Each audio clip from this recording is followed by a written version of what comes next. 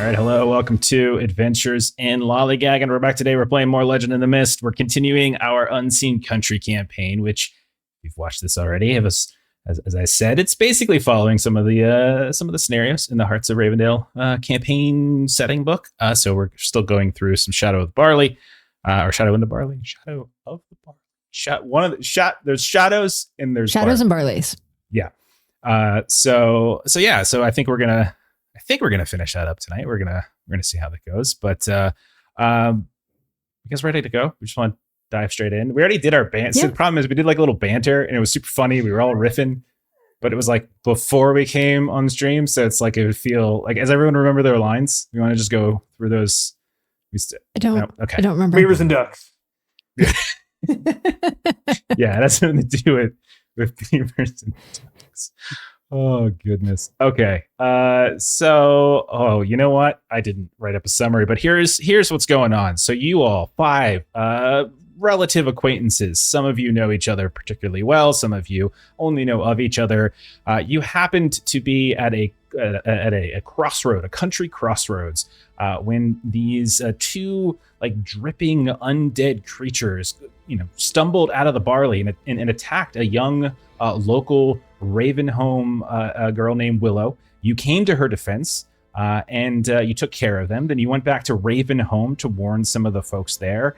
Everything got a little heated as there were a couple different disagreements over how to handle this, and you all sided with the group that said, let's just make a mob. Let's make a couple pitchfork mobs. Let's just get on out there and let's just go fight some things. And so that's what you guys did after taking a nap. You got them all riled up, and then you guys went and took a nap. And then we did. The Sleep is next important. Morning, got to get your 8 hours. Then the next morning, you recruited a bunch of people.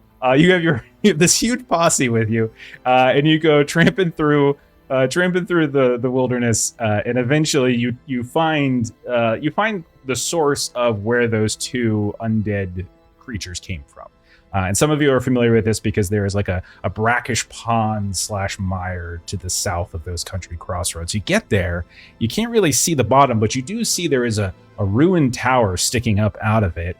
And right as you're thinking of possibly diving down into it, because the tower is like partially sunken, a figure steps out from behind a rock, and it's this kind of frail, willowy-looking woman named Sorrowbomb, and who asks you all to fetch something from the bottom of the lake. And if you did it, she would reward you with whatever it is that you asked for, whatever you wanted. It was kind of touch and go. Some of you were a little bit sus on her, but ultimately, you guys decided to do it because there was an opal inside of a chest that she wanted. It was a family heirloom. And so a bunch of you hopped into the water. While you were in the water, a few of you got caught up in some plants, but then this big old water snake started coming out and was going to attack you. And that's when Mila just literally put it in a headlock and just went crunch and like killed it all in one go.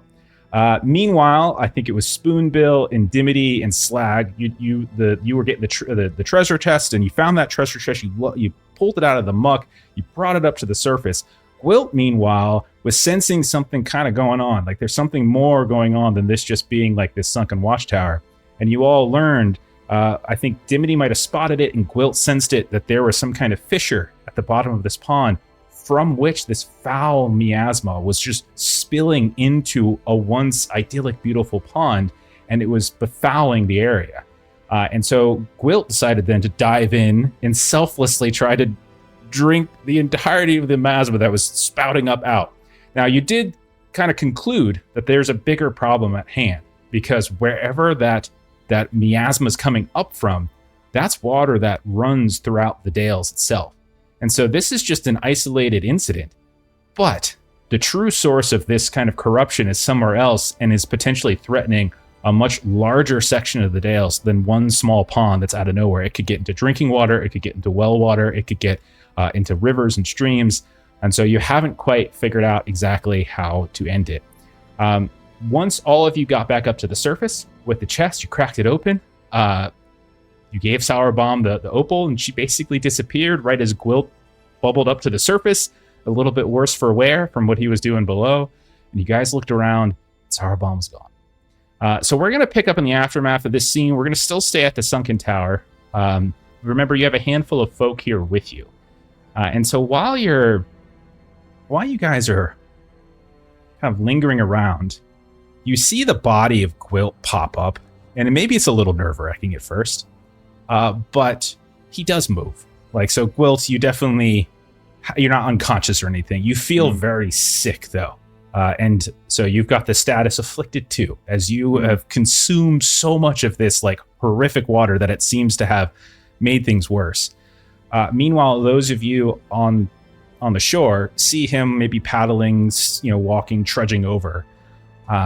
And Slag, and we'll say anyone else who's hanging out by this chest, one of the people that you've carried, that you kind of came with you, comes over and she's like, "Oh, I don't know where that woman went, but she said to give this to the curse eater." And the guy's holding up this amber coin in his hand. So, like, Gwylt, as you maybe nauseous a little bit, step out of the water, this fella who's kind of been nervous around you, he's like, "Sir, this is for you from Miss Sorrowbomb." I guess she wasn't as horrible as I thought. That was really bad. Thank you. Well, you don't look so good. You look, I mean, you never look good, but you look even worse than you usually do. Yeah, I feel like I just licked the wrong end of a dead cow. And there's not really a right end anyways. I was going to ask the question. Yeah. Yeah, there's not. It's not really a habit I have. I probably should have clarified. Good. Oh, I'm going to sit down. Thank you. You're welcome. You're welcome. And he kind of steps and turns around. And he sees the rest of you maybe huddled around this chest, from which there wasn't just that opal. There were two other things in here. One of them was this untarnished sword. It's a very nice looking sword, like wrapped up in maybe some leathers. And as you unwrap it, you can look like there's no rust. There's no decay, despite the fact that it's been sitting in a waterlogged chest at the bottom of the pond in a ruined tower that, according to what Sorrowbomb says, this tower goes back to the Gwylt Empire, right? So this is like, or kingdom, I should say, which is hundreds of years ago, right? But it does have this like emblem on it too. There's also this like strange vial with this swirling bluish liquid in it. What would you say all of you are kind of saying or doing in this situation with each other as you try to make sense of this moment?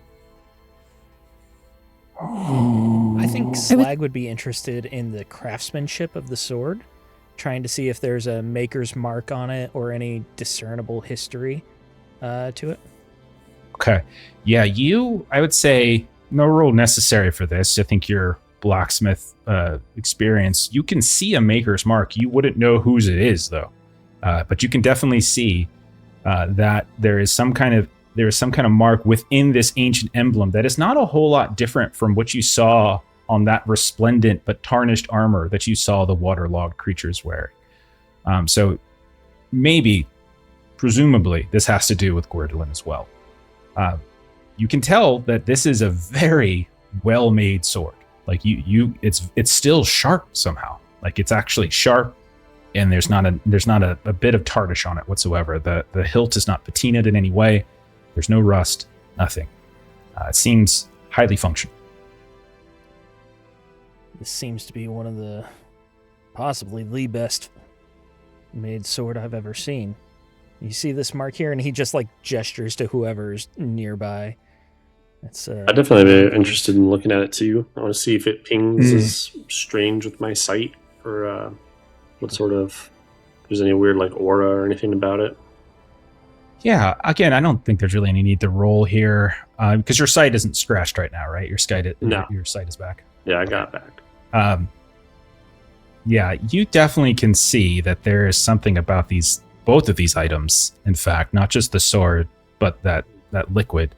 It doesn't necessarily identify like exactly what it is, but you can tell there's some kind of lingering aura around them that suggests an element of magic, so to speak, right?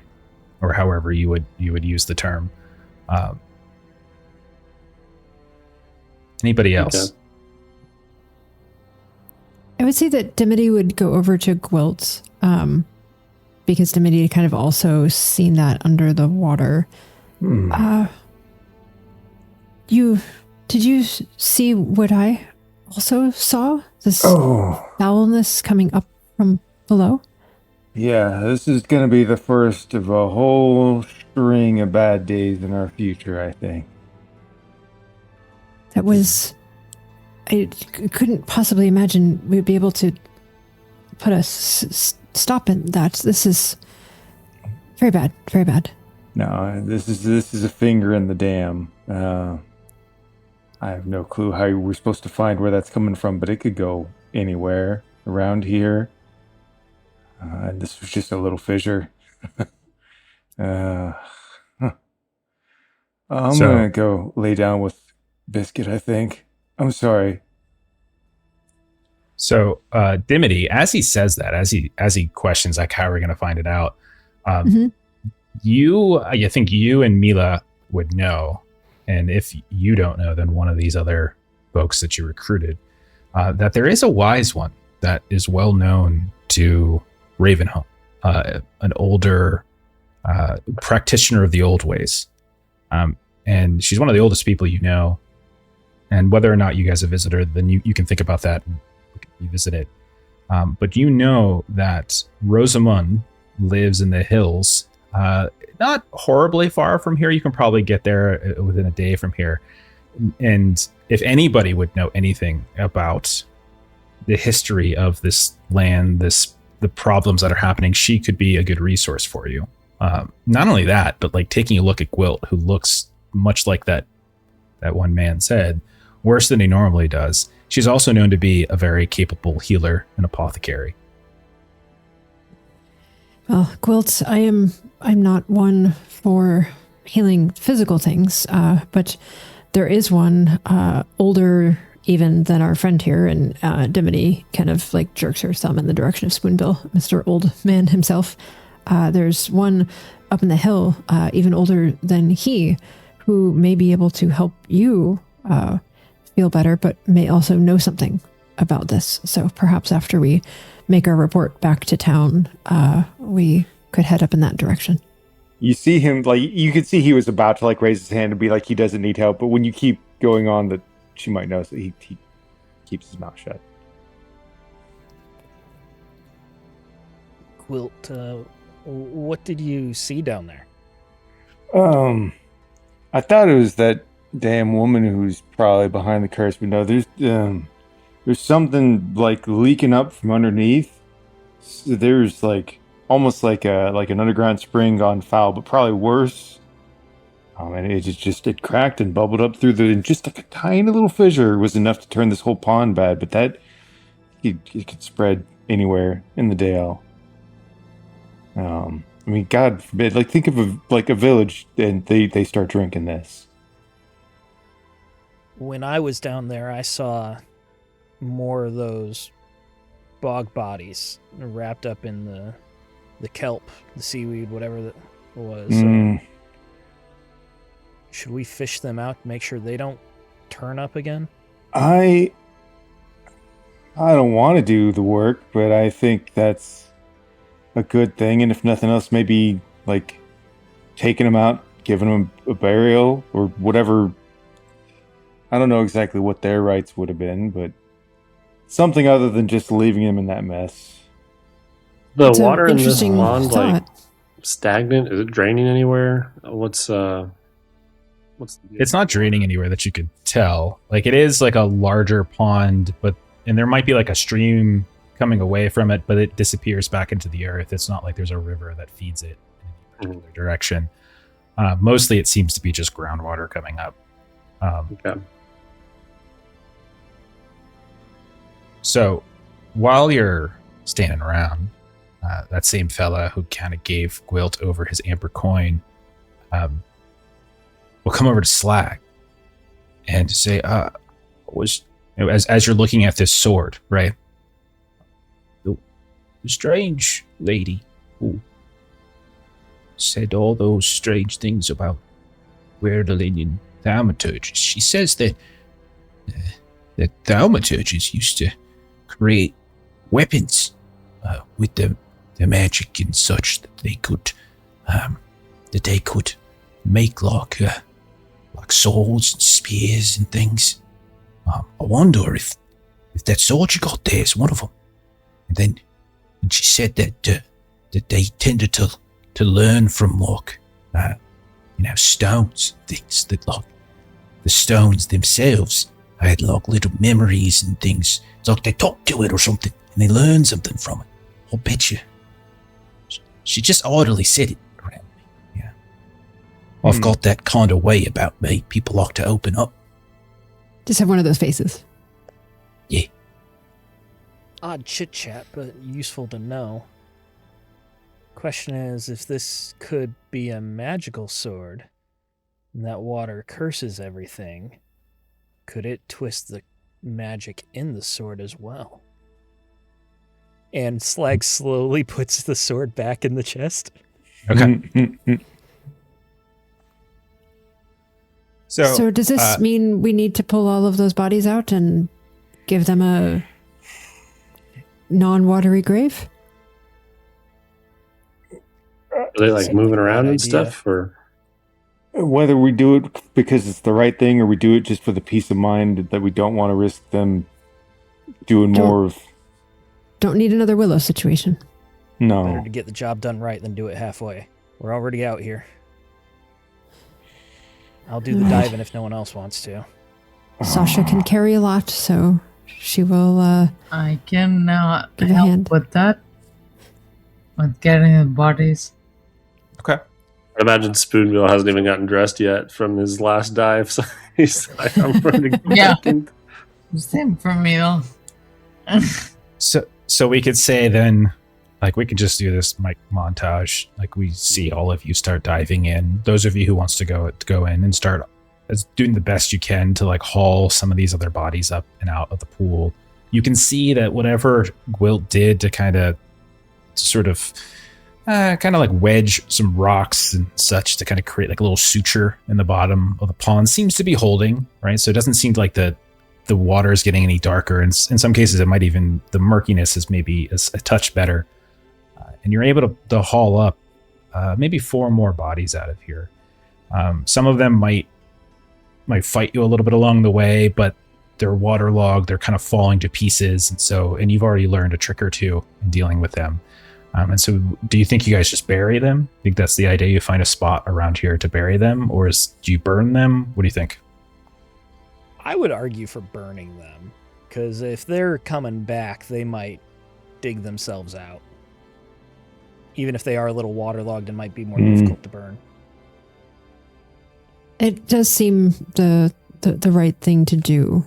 And it would definitely allay any fears that if they came up out of the water, they could come back up from other land. So, point taken, Slag.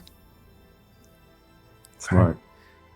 So we see, because you guys got here relatively, we'll say maybe it's like evening, nighttime, bonfire goes up, and throughout the night, like you can see off to the side. You probably camp a distance so you don't have to smell anything, and you can breathe. And maybe you camp off to the side a bit and just watch the fires burn. And maybe you don't get going until morning. And you, Dimity, would know that it's probably closer to go to the wise ones than to go back. Like you would kind of be doubling back and such. I think she would probably tell everyone, well, we appreciate everyone's willingness to come out with us and sharpen your pitchforks and do all of that. Appreciate your civic duty. It seems that perhaps we didn't need as many people as needed. So if you want to go back... They were very useful in they got all that firewood and kindling. Those bodies were soaking wet. We wouldn't have been able to get all that wood without them. And they even started to dig a grave without us even asking to. You guys were fantastic. Thank you for your help. And let's be honest, there would probably be more trouble on the horizon. It's good that you know to work together when something else happens. Sure. I mean, I don't think we're going to want to travel in the middle of the night, but maybe in the morning. It's up to you all if you want us to come with you. And then we can come with you to the Wise One. But it's a fairly safe route over there. But I don't know what she's going to say. Or, we can head back and focus in on what we found, if you prefer that too.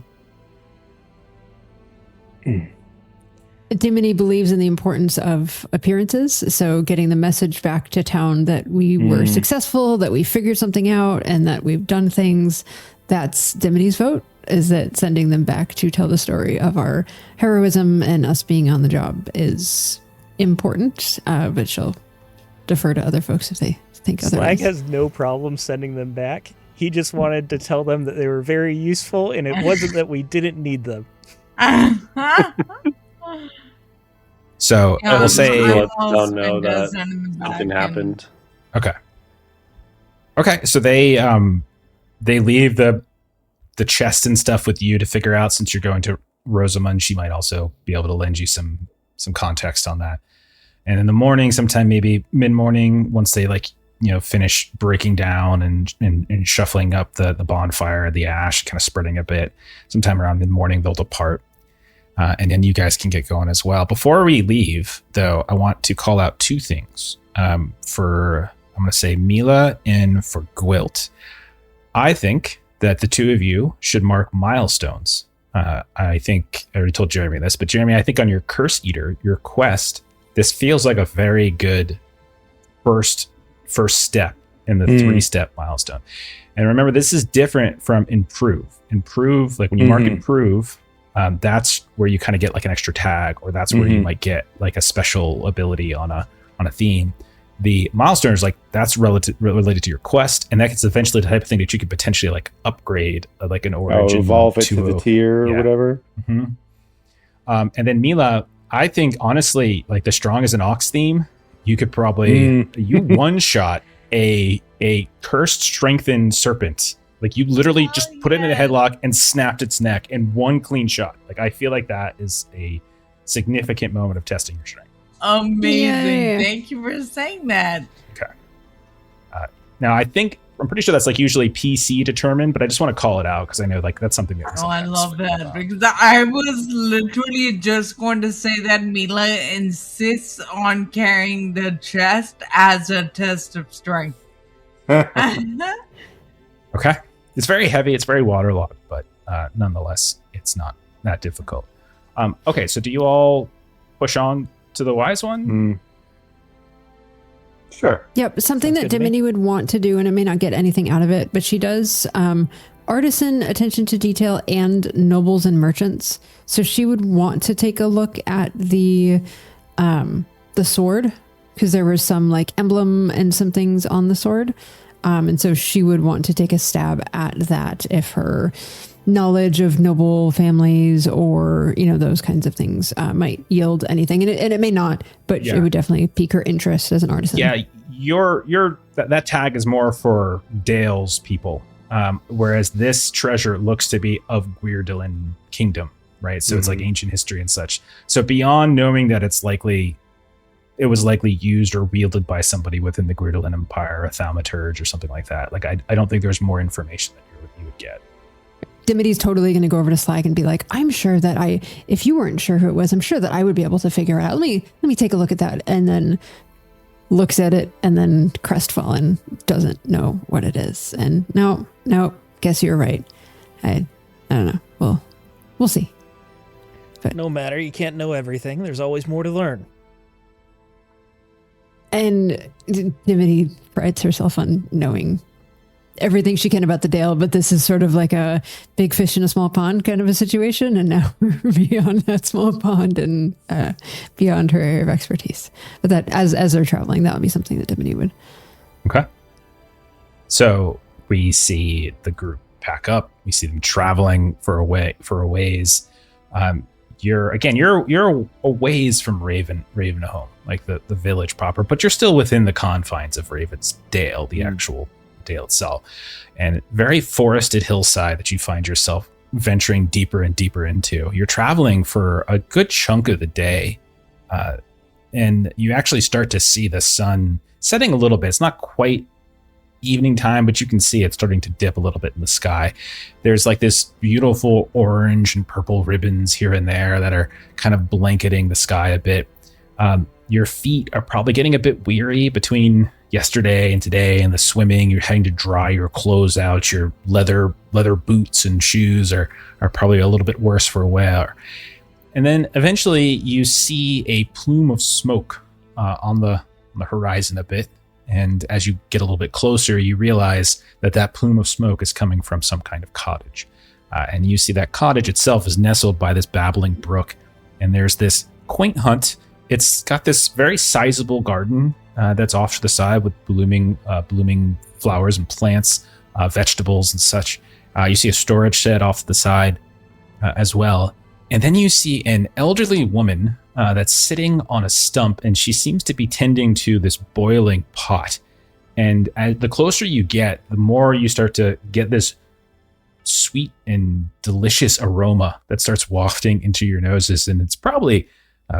you probably haven't eaten that well in the past day or two. Maybe you hunted or something like that, but you probably have just kind of scavenged for what you could get.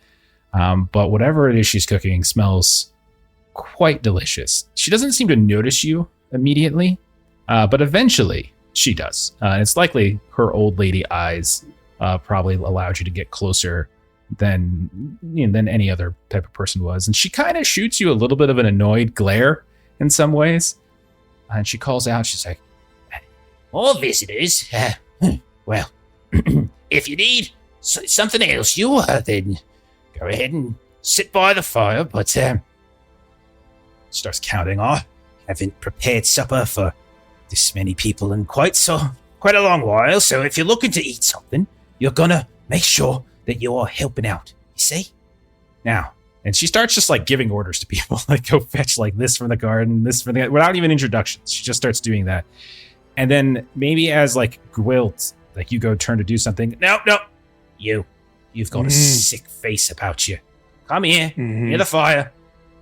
She like kind of wanders, like kind of calls you over.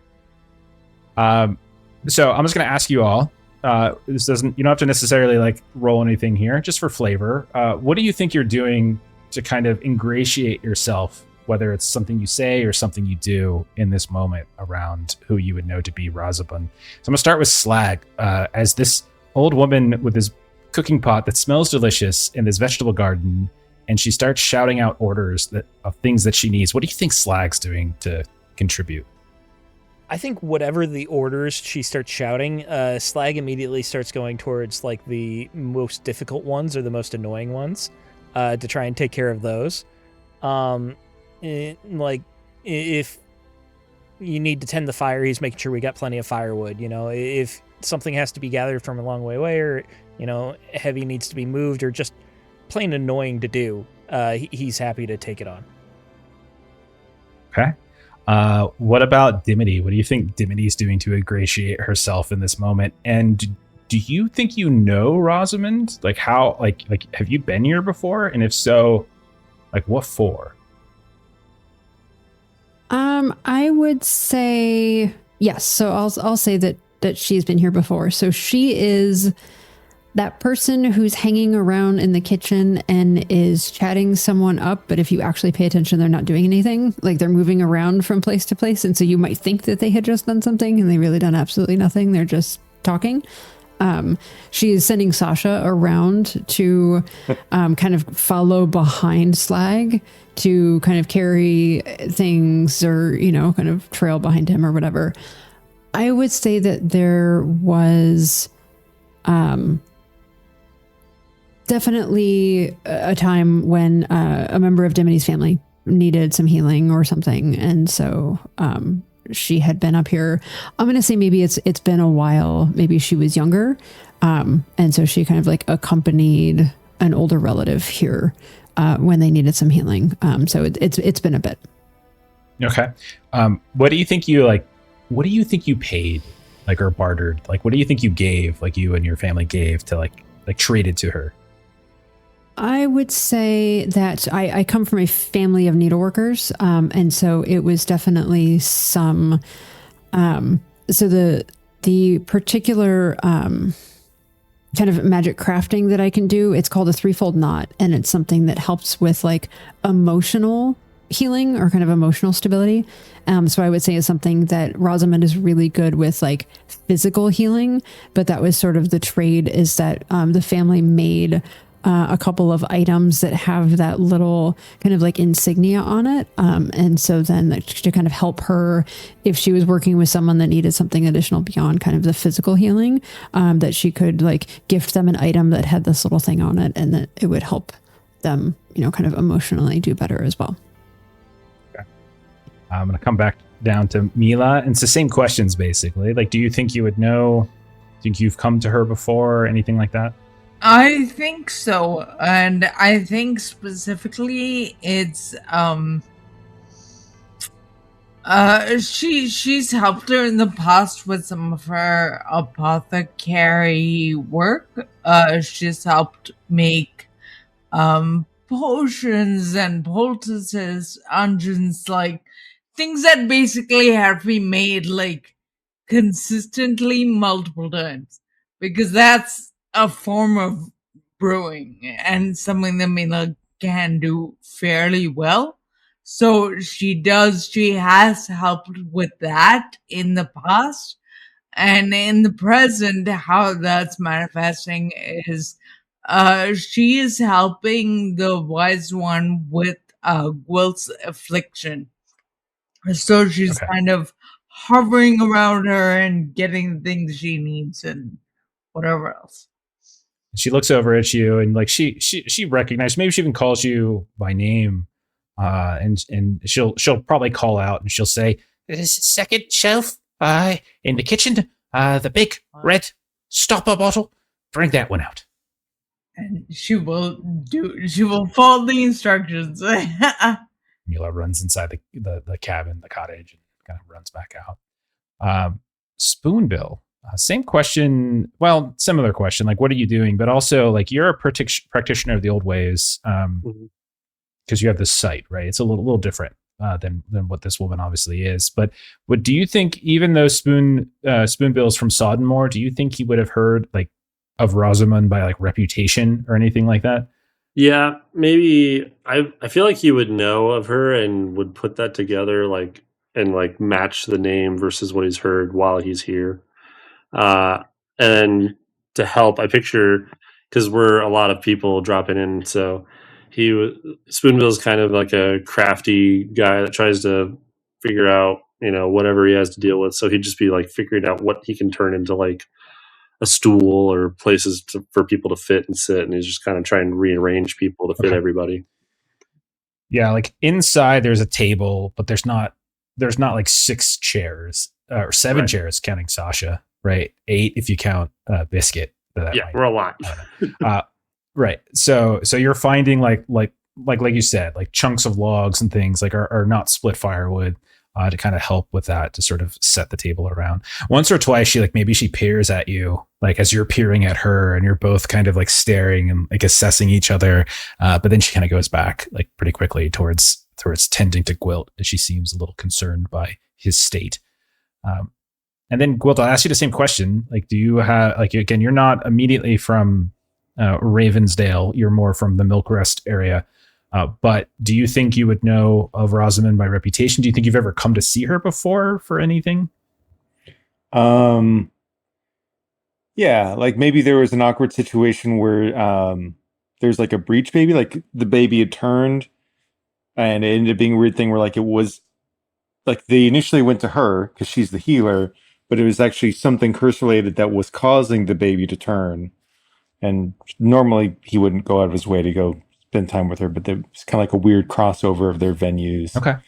Almost like a specialist doctor recommendation, like, or like she couldn't help and, she calls you in or something, or she sends them to you or whatever it might be. Yeah. Okay. They probably made me come there because like they kept the lady at her place because she's a legitimate healer.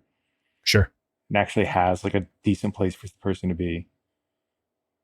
So we'll say a little time passes. The sun goes down even further. You all fetch and complete the various tasks that you've been assigned. You get get some vegetables, get some medicines, get the get the table ready, and eventually you're all invited inside. And it's a thatched cabin, and you can see as you go inside, there's all sorts of hanging dried herbs, and there's like this burning hearth and such. You can see a few rugs that are made from like woven furs by the fire, and there's a couple small rooms. It's very quaint. It's not particularly large, but there's certainly enough room. Although it is not the most comfortable seating, like there's enough room for all of you around this wooden table, and like as you're all like eating and talking, she'll look out at you. She's doing one of those, like one eye is like squinting closed and the other eye is quite wide, and she says, "You are a foul lot in very many ways.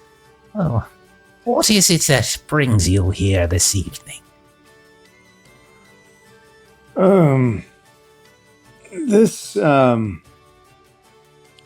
There's something running underneath the land. It fissured up into a pond. I don't know the best way to describe it beyond that. So this started with corpses that went walking. Oh. Corpses that go walking. I've heard of such things before. You said there is a... Well, what did it look like? Percy, what was it you saw? It was bubbling up from the water beneath the pond through a fissure. Beneath the pond? Mm-hmm. Oh. And that's why I look so pretty today. She laughs, and well, it's a good thing you didn't let it touch too much of yourself or consume. It's probably more than even your powers can handle. It's a foul bit of sorcery. It goes back to the days of old Gwerdalin. You understand it? It can, in the right quantities, in the right time, it can corrode flesh and even one's soul. You see, and these dead you're talking about, they're driven by a malignant hunger. You see, to devour and rot. And sometimes it, like you said, is strong enough to wake the dead. But it was coming up out of the ground, in to the pond. Mm-hmm. Well, that's quite worrisome, isn't it? Yeah. How do you know about curses like this? Oh, how do you know how to make a rake, or a tool, or a sword, or anything like that? You studied and you practiced, and so I did as well. What kind of question is that? How do you study curses? You study them by learning about them. You see them. You I observe study them. rakes by making rakes. I don't make curses, if that's what you're trying to say. I'm not that kind of practitioner. I don't understand how it works. Well, perhaps this is just one of those things that you're not meant to understand. I don't know how to make a hammer. Well, no, but I could teach you how to make a hammer. I don't want to know how to make a hammer. So there's something else. Dimity will rescue Slag from this interaction. So something else that I don't know if it means anything, and so Dimity will describe the interaction with Sarabam and the woman seeking the opal that had fallen to the bottom of the bog. And I don't know if that means anything, but while we're telling you what happened, thought we shouldn't leave that out. Never know what details are important in things like this. yeah, you don't get the sense that the name or the description of the woman registers, but as you describe the opal, that's when she chimes in. Oh, that's very interesting. You see, the thaumaturges of old Gwerdalin, they were very crafty. Their sorcery was different than what we, She looks at like Spoonbill and Gwylt. practice here in the Dales. Much has been lost, in the hundreds of years since the fall of the kingdom, and there's many things we don't quite know. But one thing we do know is that the thaumaturges, they were capable of imbuing into various objects, you see, certain powers and certain knowledge. If I had to guess, I would surmise that perhaps that opal contained something knowledgeable, some information that she might have wanted to know. Now, what that knowledge could be, I certainly couldn't tell you. And she looks over at Slag. The opal. It's like, it's just something I don't know. we did give her the opal because we gave our word that we would give the opal. But we did bring some other things. Mila was very strong and brought the chest all the way up here. There's an interesting sword that Slag was looking at that seemed to survive being underwater with no ill effects. And do you have that coin on your Gwylt? Mm-hmm. That amber coin thing? Yeah, just... You guys all know what an amber coin is, though. Like that's a thing of that's a superstition, regular concept. Like it's they're rare, but it's a thing that I think all of you would be familiar with. The sword, the vial, she'll take great interest in it. Like the sword doesn't seem to be able to give you anything more than you already kind of deduced yourselves. Like you've already figured out this emblem, you've already figured out Old Gwerdlin. This definitely seems like the type, like a weapon carried perhaps by some of these guards, these thaumaturges, etc. The vial, however, she takes a look and she unstoppers it for a second just to take a quick whiff. Oh, mandrake root. Well, that's very interesting. And rare. This was all together, you said. It was in the chest that was underneath that we dragged all the way up and then all the way up the hill to you. Well, it sounds as though you have found an old thaumaturge's footlocker, a storage. You see, not only did they have this power to imbue various objects with their sorcery and their knowledge, but their memories even. But when they went into battle, some of them carried a decoction that they would consume, and it would grant them a particular invigoration. So, but rumors, if you're to believe the stories, it would help boost their sorcery. It would focus their mind, open their eyes even wider, more aware than they might be on their own. Careful drinking this now. The effects could be... Well, they could be very beneficial, but there are always side effects. But it's yours. Like curses? Do with as you please. No. I don't sense the curse in this. Though your friend Mr. Gwylt might be more capable of determining that, but I don't sense it. No. Yeah, no, maybe it's just that sometimes there's some things that you just shouldn't see. That is true. But if you drink this, it's going to show you things, whether you like it or not. Well, that is my theory anyway. Well, Billy over here can also see things sometimes, whether he likes it or not, right? Yeah, pretty much never like to, but...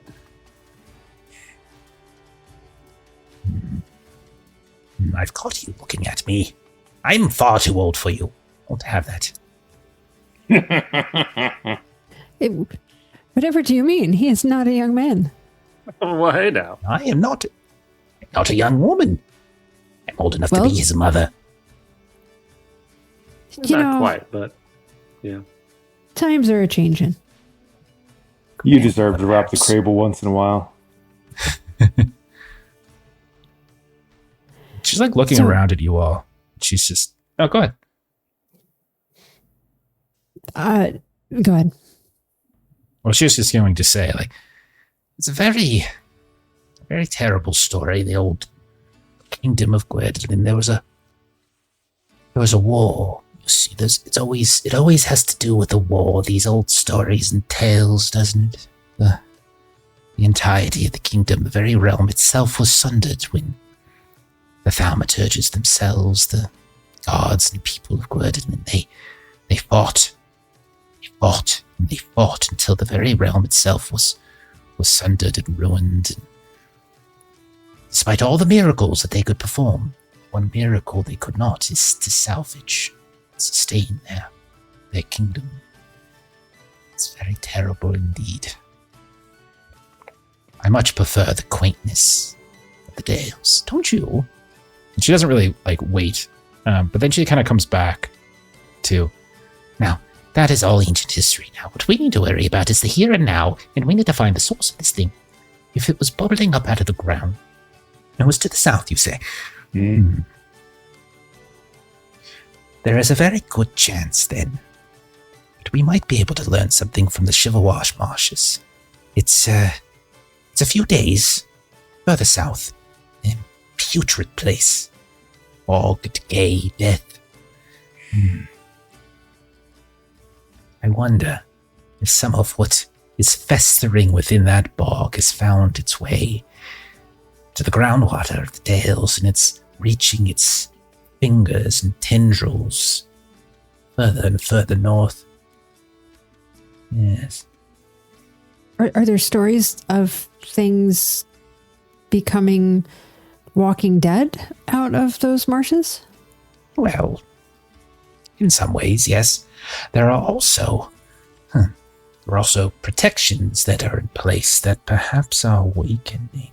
There's an old standing stone in the marshes where some of my kind, old ways practitioners, we have prayed and performed rituals for centuries now to help keep the foulness of that horrible swamp away from reaching further into the Dales. But there's so few of us these days now, and even fewer that continue these practices. I haven't been there in years, perhaps. It's been years, maybe a decade even.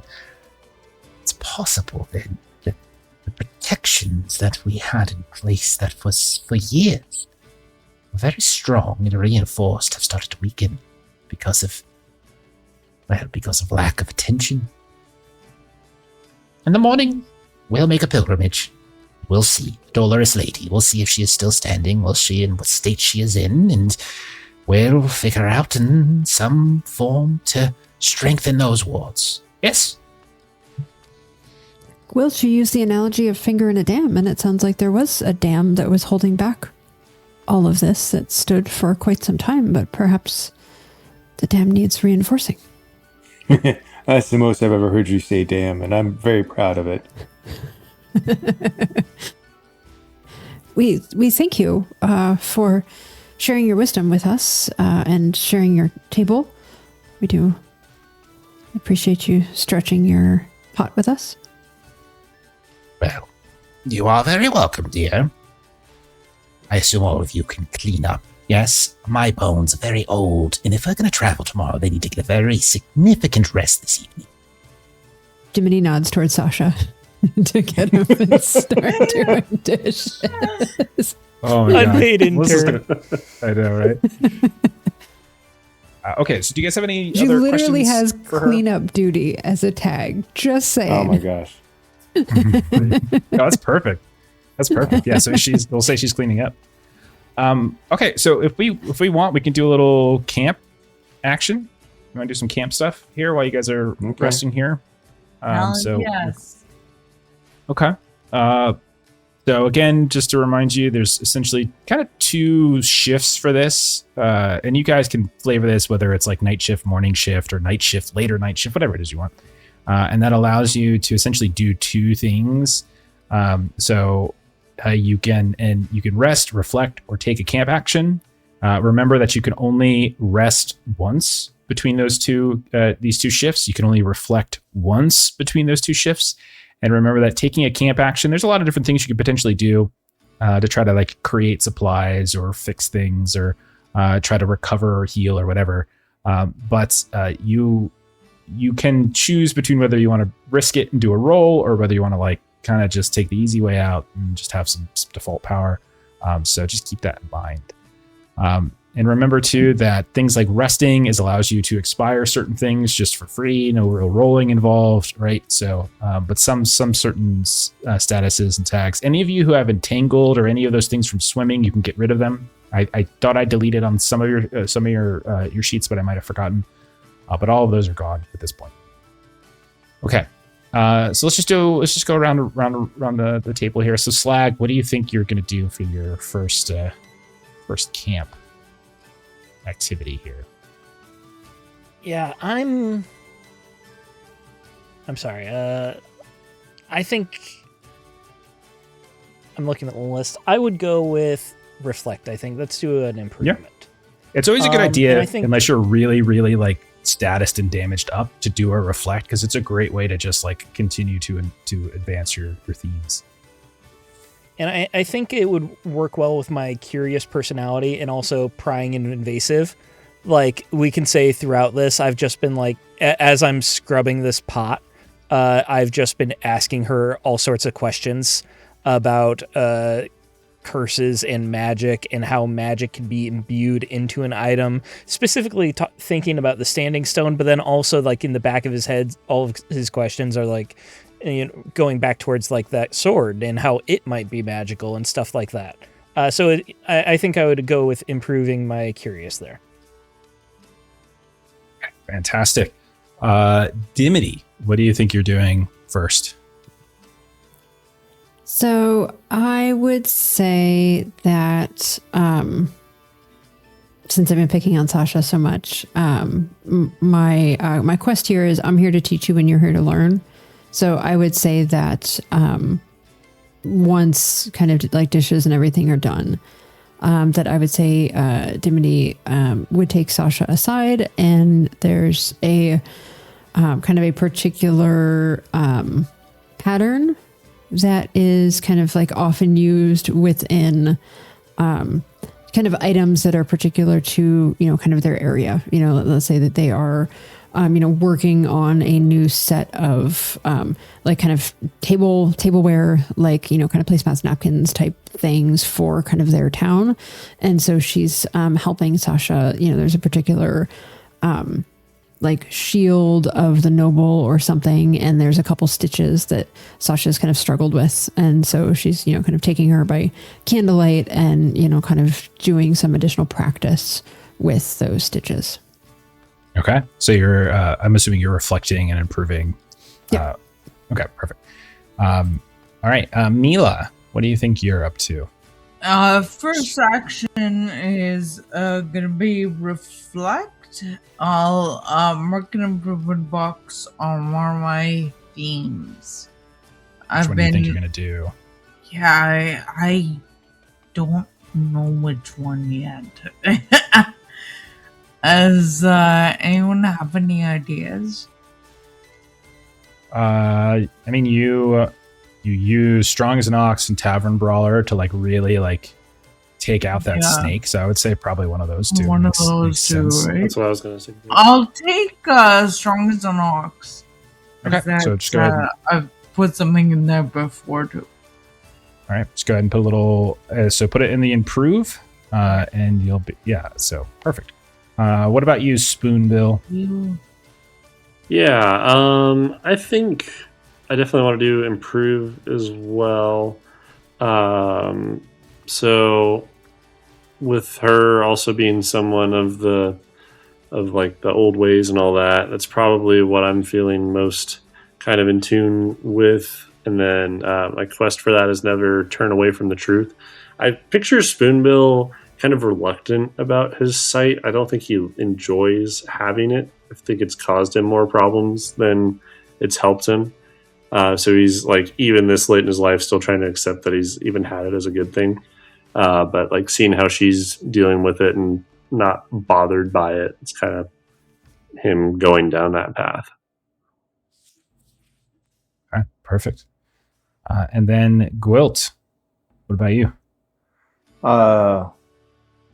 Probably taking on the slightly unhealthy mindset of like just leaning into whatever this malignant stuff is inside of him. He'll do some reflection on curse eating, because part of his drawback from that is he's used to dealing with ancient curses as it is, and just for whatever reason, like whatever weird things flashed through his mind or whatever while he was drinking all that nonsense up, he just tries to sit and almost meditate.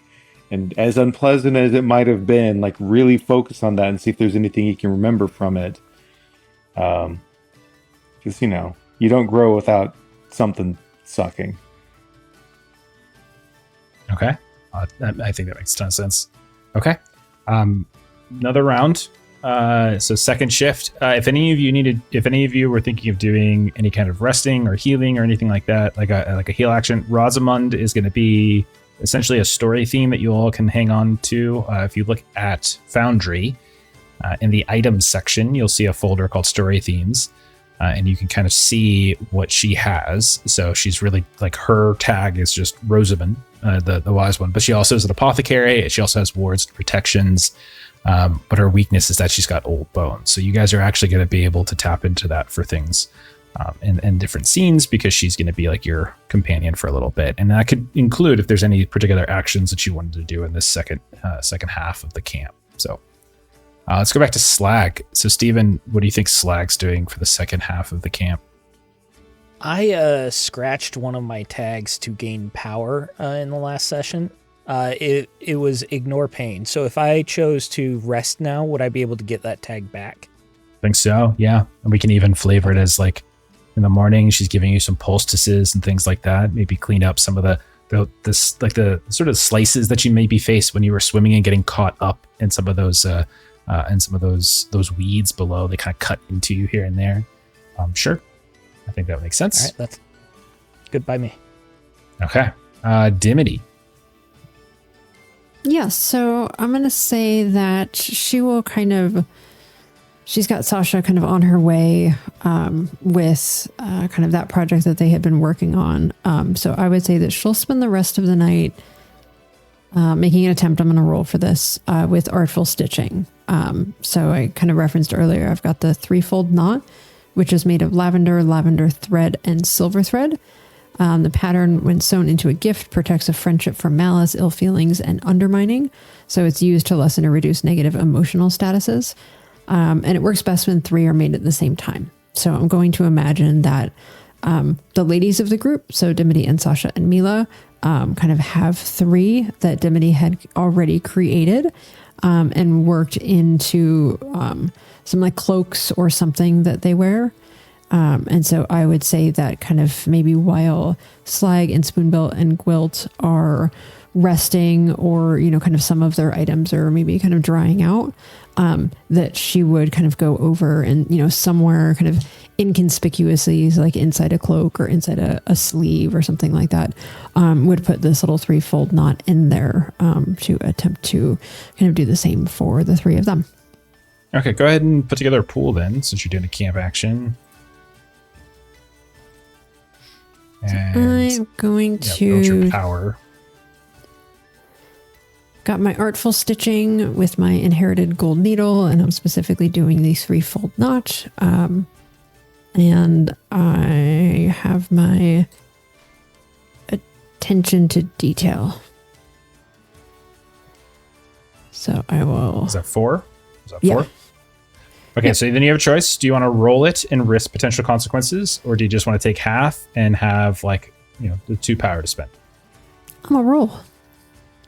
I have fun. Well, it depends on how you're gonna do. An 8.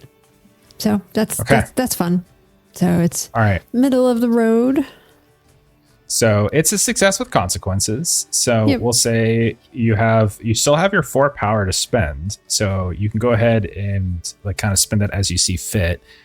So are you looking to kind of create a status for them, a positive status? Yeah, so I'm hoping that it's sort of there so that if they're having some type of emotional state, I'm seeing it kind of similar to, like what am I trying to think of? Like a keepsake or something like that, that if they were kind of feeling some type of negative state that they could, especially among the three of them, that they'd be able to kind of get themselves back to normal quickly. Okay, so like you can. So what we can do then maybe is we kind of create like a protected. Like maybe I spend 3 making them, and so then they're each like protected 1. Okay. I can also look up kind of the details of. Well, that's what I was reading. It was like so the usage is to lessen or reduce negative emotional statuses. So you're trying to create an item that then they can use later. Yeah. To as opposed to like this being a heal test, right? Like you're not trying to heal that stuff now. Like you're trying to create something for use later, which is totally fine. Yep. So with 4 power, I mean, we can say you create two tags. So maybe you get enough for 2 people. So I would say pick 2 people and then you give them that tag. Okay. So 3 of them are made at the same time, but the oh gosh. All right. I have to roll because I'm getting a very pointed look from Steven about who am I picking of 3. So I'm just smiling. I'm in the moment.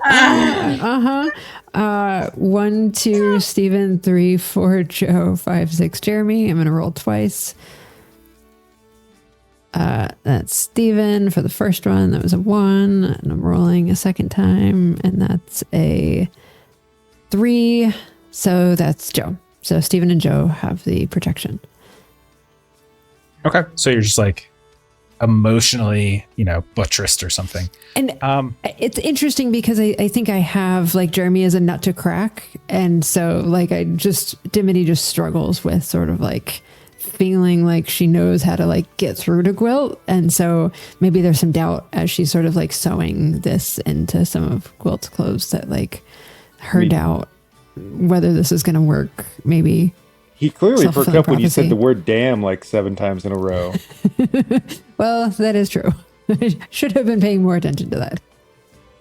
Yeah, I mean, you're not even really giving them a status. You're giving them a knot. So you're trying to make. It's kind of like I'm not sure how to employ this, to be honest with you, because some of the other theme kits for like Artful Stitching and Charmcraft, like they clearly call out like statuses and things like that. So, but the threefold knot sounds like it's a physical thing. But then there's also that random line about when 3 are made at the same time. But the usage is specifically for lessening or reducing negative emotional statuses. So, I thought, like, I'm not sure if that's like, again, like a heal or a creation of an item.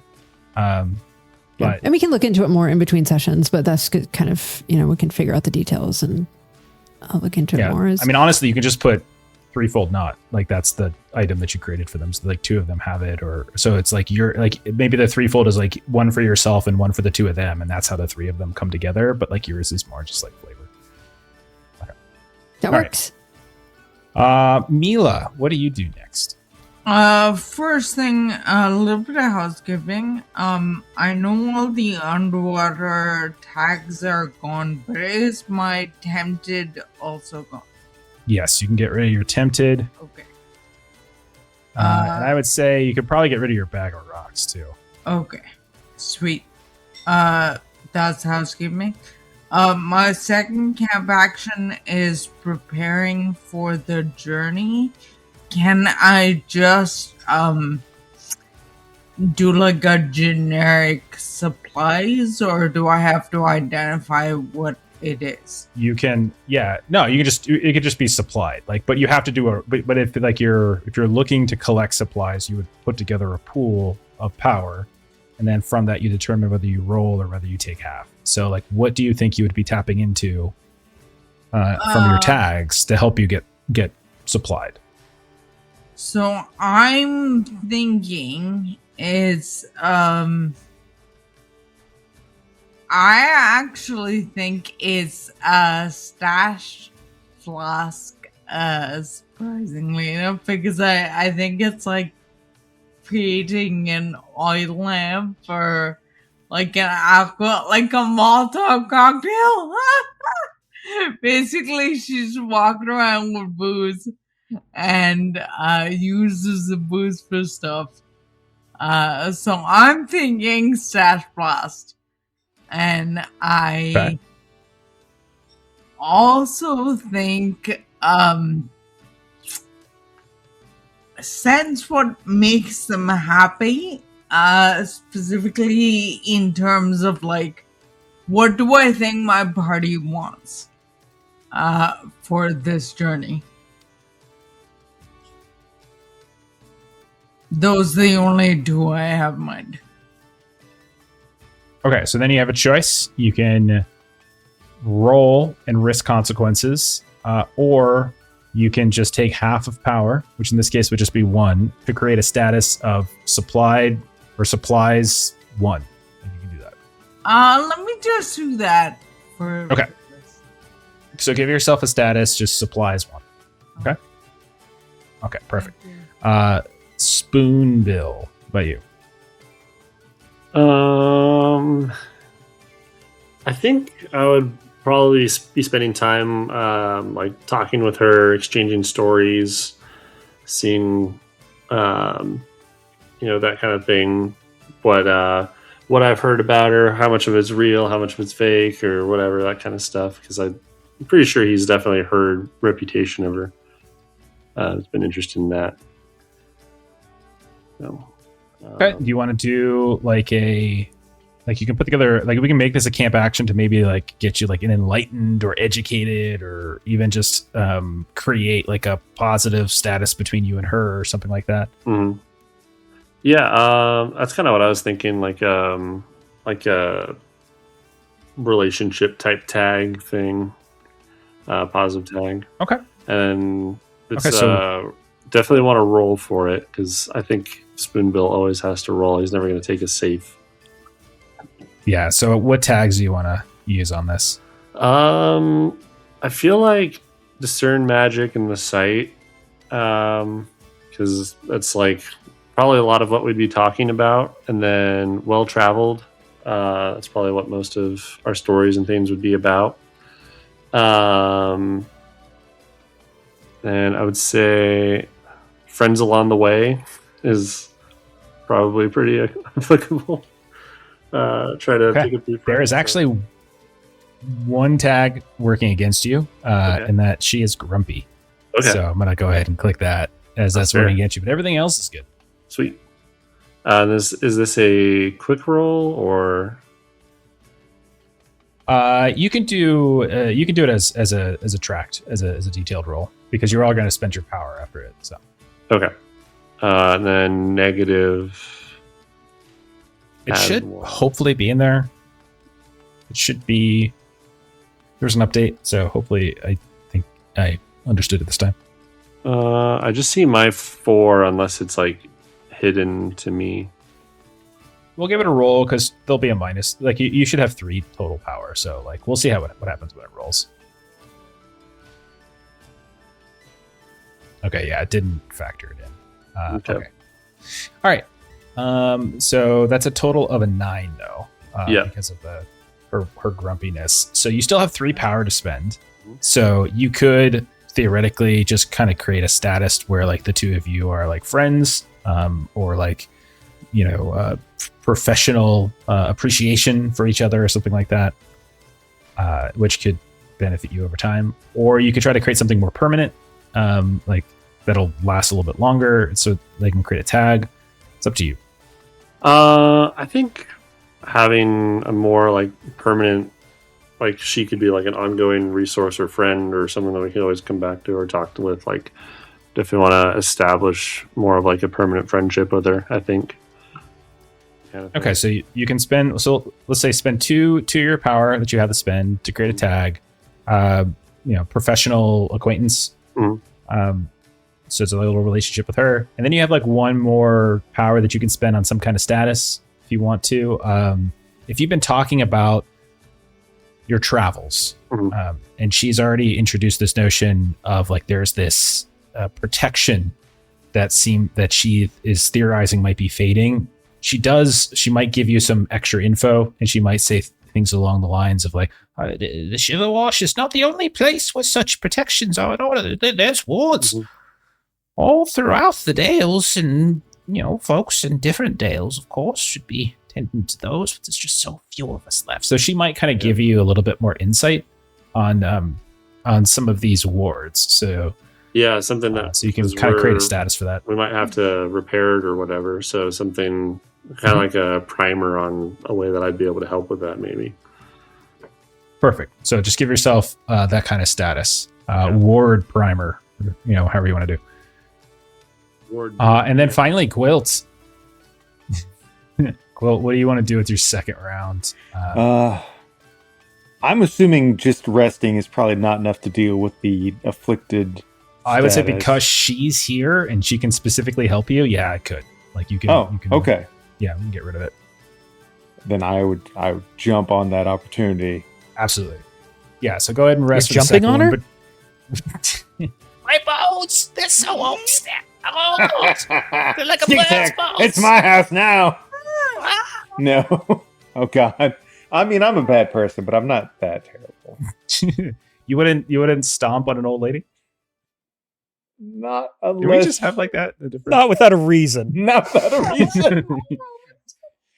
He's traumatized a young girl, so why not? That's what I was thinking. Stomp on his old lady and take her house. Okay, so yeah, remove afflicted. Yeah.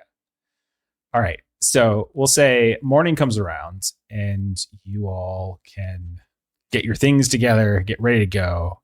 And if there's nothing else, we'll say we can move on from Rosamund's cottage here, and we can kind of start traveling. The place she's taking you is a couple days away. In fact, it's not just like really. It's not like you're actually leaving. In some ways, the Ravensdale, and you're heading further south than maybe any of you might have gone before. It's certainly possible some of you might have kind of lingered down. But I'm going to bring you back to the Dales map. If you look at where you guys are at in Ravensdale, you guys are kind of heading southeasternly towards the bounds and the marshes there. That's kind of where you're heading, and it's not a place that people really venture down there very often, right? It's a place that's definitely outside of any normal a normal path. Like you wouldn't really go down there unless you were on a special like merchant trading path from like Wood End to South Crossing or something like that. So what we're going to do is we're going to do a journey. There are journey rules in this game. And I know we do journeys in other games as well, but it's very montage oriented. It's supposed to be just kind of a series of like quick things that happen along the way.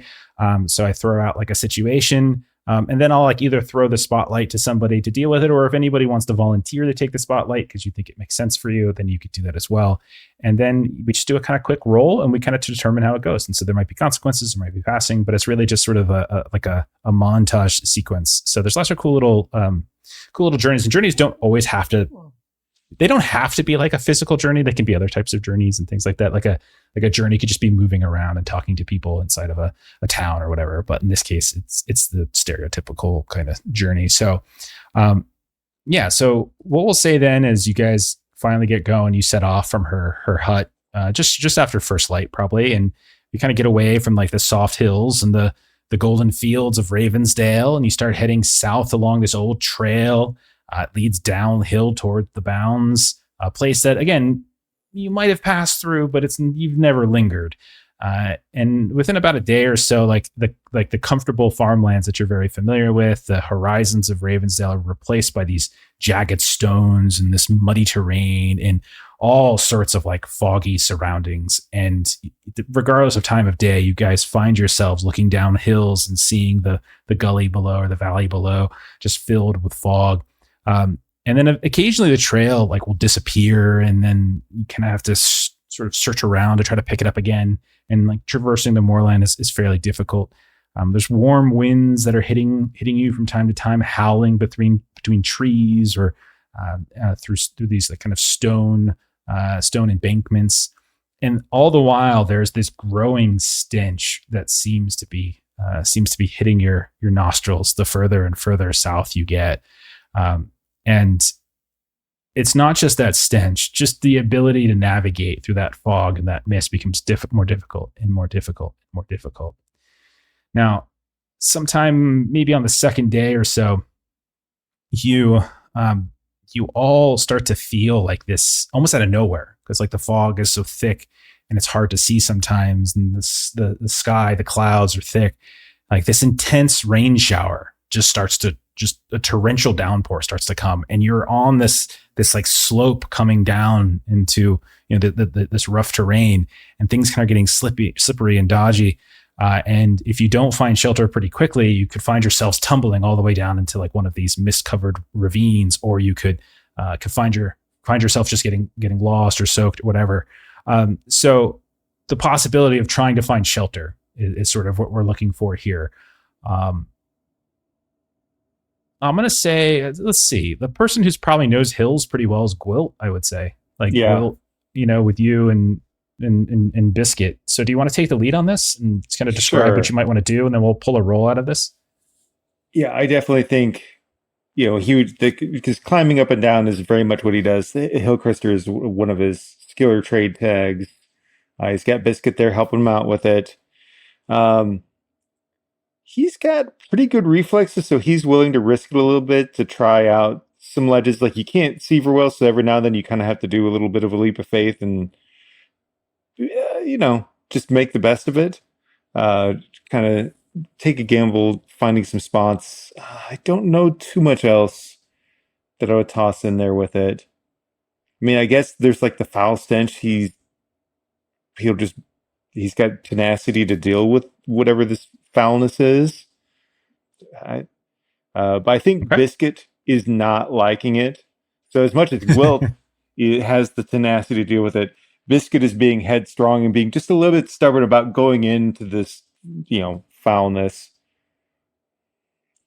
Okay, I think there are going to be 2 tags that are I'm trying to do this in the system properly. There's going to be 2 tags that this journey has that are going to work against you in this case. One of them is rough terrain, and one of them is unpredictable weather. So I'm going to say that both of these are going to work against you. So there'll be -2 power from those 2, and then otherwise you're welcome to go. And I don't think she's useful in this particular case, but don't forget that there are times when you guys could tap into Rosamund as well. But in this case, I don't think she has anything useful to you. All right. Give it a rip. This is detailed. And do I need to put in the -2 on my side? It's just quick. You can just make it a quick. Oh, just quick? Okay. My bad. Don't worry about placing it. I tried to click it. Let's see if it works. If not, we know that you should have -2. So. Oh, it looks like it did populate. Oh, perfect. All right. Yeah. So. Okay. So not yeah, bad. you had. That's okay. That's still a success. If it's a 9. If Biscuit just didn't want to be stubborn, it could have been a 10. But. All right. So, what we'll say is, like, you're able to, with your experience in the hills, like, to find paths probably that keep people from slipping and falling. And maybe you're able to at some point find a cave, like a little, even a shallow cave in the side of one of these rocky hills before you get all the way down into this instead of being down at the base of one of these valleys. And so you're able to like huddle around there. However, I am going to say, because like you were kind of taking the lead and you were sort of pushing, I'm going to give you tired 1. So we'll say you get tired 1, as you were probably doing a little bit more effort, kind of herding people along and helping the old woman whose old bones are probably working against you as well. So, and so we'll say then that you guys wait out the day a little bit, wait out the rain. It eventually starts to abate. You try to get maybe some more travel done before the sun fully falls for the night. And you find yourselves kind of, maybe it was because of the fog, maybe it was because of the rain. You're not lost per se. You're going in the right direction, but you're not necessarily on the path that you had wanted. And you find yourselves face to face with this deep ravine in front of you. And it's cutting across your path, and you can see that the rocks of the ravine are covered in this moss that, because of that rainfall, are extraordinarily slippery. And you can see that you can hear what sounds like this gushing stream below, but it's a decently far way below. the good news is, there might also be bad news, is that someone has felled this like tree trunk across the chasm, but it does feel like crossing it is a little kind of like chancy at times. So who do we think would be brave enough to kind of take the lead in moving across? Is that like a Slag thing, a Mila thing? Yeah, or, absolutely. Slag? Okay, go for it. Oh yeah, Mila's right on Slag. Both of you can roll this. I am totally fine with having both of you roll this for sure. So let's start with Slag, put together your pool. Assist. If you want to assist one of them, just throw you can. Honestly, you can assist both of them. So if you think there's a tag that you have that you want to lend to the two of them, I would be happy with that. Yeah, I've got hidden trails and routes. Like I feel like I'm good at seeing paths and things, and there might be, some hints that there's ways that other people have passed this route before, or something like that I might be able to see. Some like old muddy footprints or something that you spy, or maybe like the wearing of certain bark on the felled log to know where to step. Yeah, that kind of thing. All right, so perfect. So Slag, we'll start with you. You're going to get a +1 from Spoonbill. I'm going to have Slippery Moss work against you in this case. Can I also support if I'm doing my own role? If you want to do your own role, I'm going to say no, because you're doing the same thing. Okay. Yeah. So it's up to you. If you wanted to just support, you know what? That's fine. Yeah, let me just support with cheer them on. Okay, perfect. Okay, so you got two more power from your friends there. Two people barking directions at me. Telling you what to do as you're bouncing over top of this log. I'm cheering you on. Okay. So let me know if this works. The way Slag would like to approach this is that he would like to use some of his crafting know-how in his blacksmith hammer to essentially like try to hammer some notches into the log at various points, probably like where it's especially slippery where the moss is, to try and create a little bit more of a like level spot for your foot to land here and there, like every step or so, just to try and make it easier to traverse for everyone behind him. I'll take it. Sure. Okay. So I would like to call on hack into the tree while you're telling him to do this. You're cheering on. You're like, watch out for this, and he's just hacking into the tree. Okay.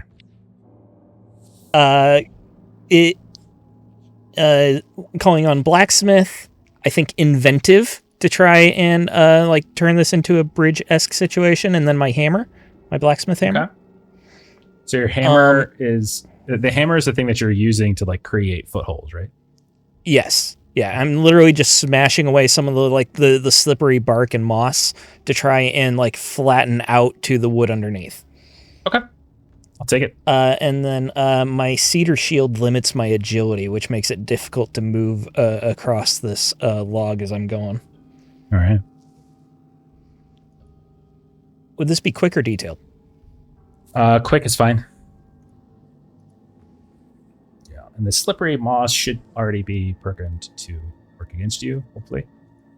Yeah, I see it. And I get 2 positive mods from the assist? Yes. +2 power.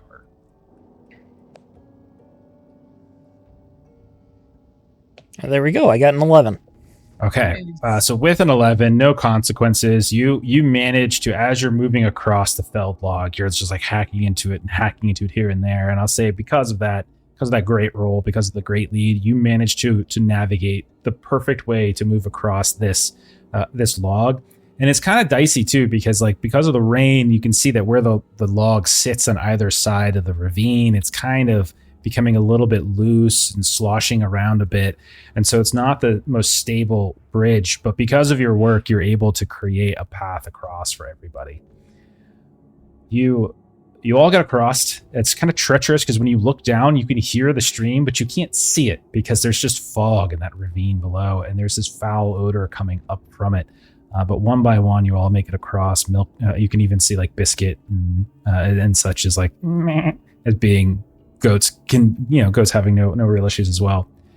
A little later, as you kind of get back to like as the sun finally comes down and you're ready to rest for the night, you realize that the rain probably, made some of the supplies that you brought kind of soggy here and there. And like, it's not that it's wasted. It's just maybe you would rather dry it out first. But you do notice like where you camp for the night, that there is this like large forest bed, and there's like all these like flowers and herbs and mushrooms that are growing here and there at the base of some of these gnarled trees. And you can see sometimes it's just something growing against the side of a rock here or there. So who do you think would be, of you all, would be a good forager? Is it like a Spoonbill thing? Is it a Dimity thing? Who do we think is like good at picking herbs and flowers? And I feel like Spoonbill would be pretty good at it. He spends a lot of time out in the elements and things. I would suggest that if you wanted, you could probably tap into Apothecary attack for Rosamund. Is she, being an apothecary, would probably be fairly knowledgeable about like what not to pick. Okay. Sweet. So if you wanted to use her tag. Yeah.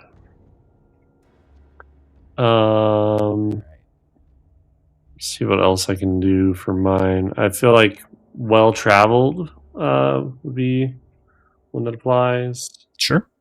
I see where you're going with Could that. I offer a support on this too? Absolutely, man. Repay the favor. I have Ignore Pain or Quick Recovery. So if there's something he's especially unsure of, I could test it out with some animal testing. Here, eat this. Yeah. Does that taste bad? Just it's for an hour, and then he feels better. Sure, we'll take it. That sounds fun. Okay. Let's see. I'll maybe friends along the way if Rosamund's helping me. All right. Yeah. Okay. Well, you have like maybe 2 or 3 of you helping you. The Slack's helping you. Rosamund's helping you. Sasha's probably helping you. All right. I think that's good. Or I guess 2, maybe Nimble Fingers. I'm throwing tags on. Sure. It's like getting in there, getting, hard to reach things, making sure I'm not destroying the plants as I'm plucking them or whatever. So. Okay. Is this a quick roll or detailed? Yeah, you can do it quick. It's fine. If you roll really well, maybe we'll create a little bonus for you, but yeah. Don't roll poorly, or else everyone becomes poisoned and dies. Oh god, that's a 1. Still good. I've got 2 positives. Still a really good roll. And you have 5 power on that. Okay, so what I'll say, since you rolled so well, you have 5 power. Why doesn't everyone give yourself a status of like well-fed 1? Yes. Okay. Nice. Which means you have a good dinner, you have a good breakfast in the morning as you get up, and like you kind of feel that your bellies are full, and you're like, despite the rough travel the day before where it was raining and it was kind of dangerous and such, you managed to find ways to make the best of it. So yeah, you get up in the morning, you have this mushroom stew that you're able to piece together from Spoonbill, and some herbs maybe around that allowed it to give it a little bit extra flavor. And by the next day, like, you're able to notice that the terrain has drastically changed, and you can see that there are dead trees. There's like, you hear the calls of frogs. You hear like crickets and other bugs milling about, and you are fully now into these like hideous, horrible marshes that you've managed to kind of weave into. You don't really see like the undulating hills from the southern side of Ravensdale, but you see more like spot hills that are protruding out of like bog and marsh, and that foul, fetid smell that's been kind of on the wind and on the fog a bit is a little bit more potent here. And you all eventually find yourself kind of following Rosamund's lead. Like, once you kind of get into here, you can see, you're not exactly sure how she knows where she's going, but she's like, maybe she's looking at a tree, or maybe she's just like testing the wind, like kind of strange things that just wise ones do that seems uncanny and bizarre.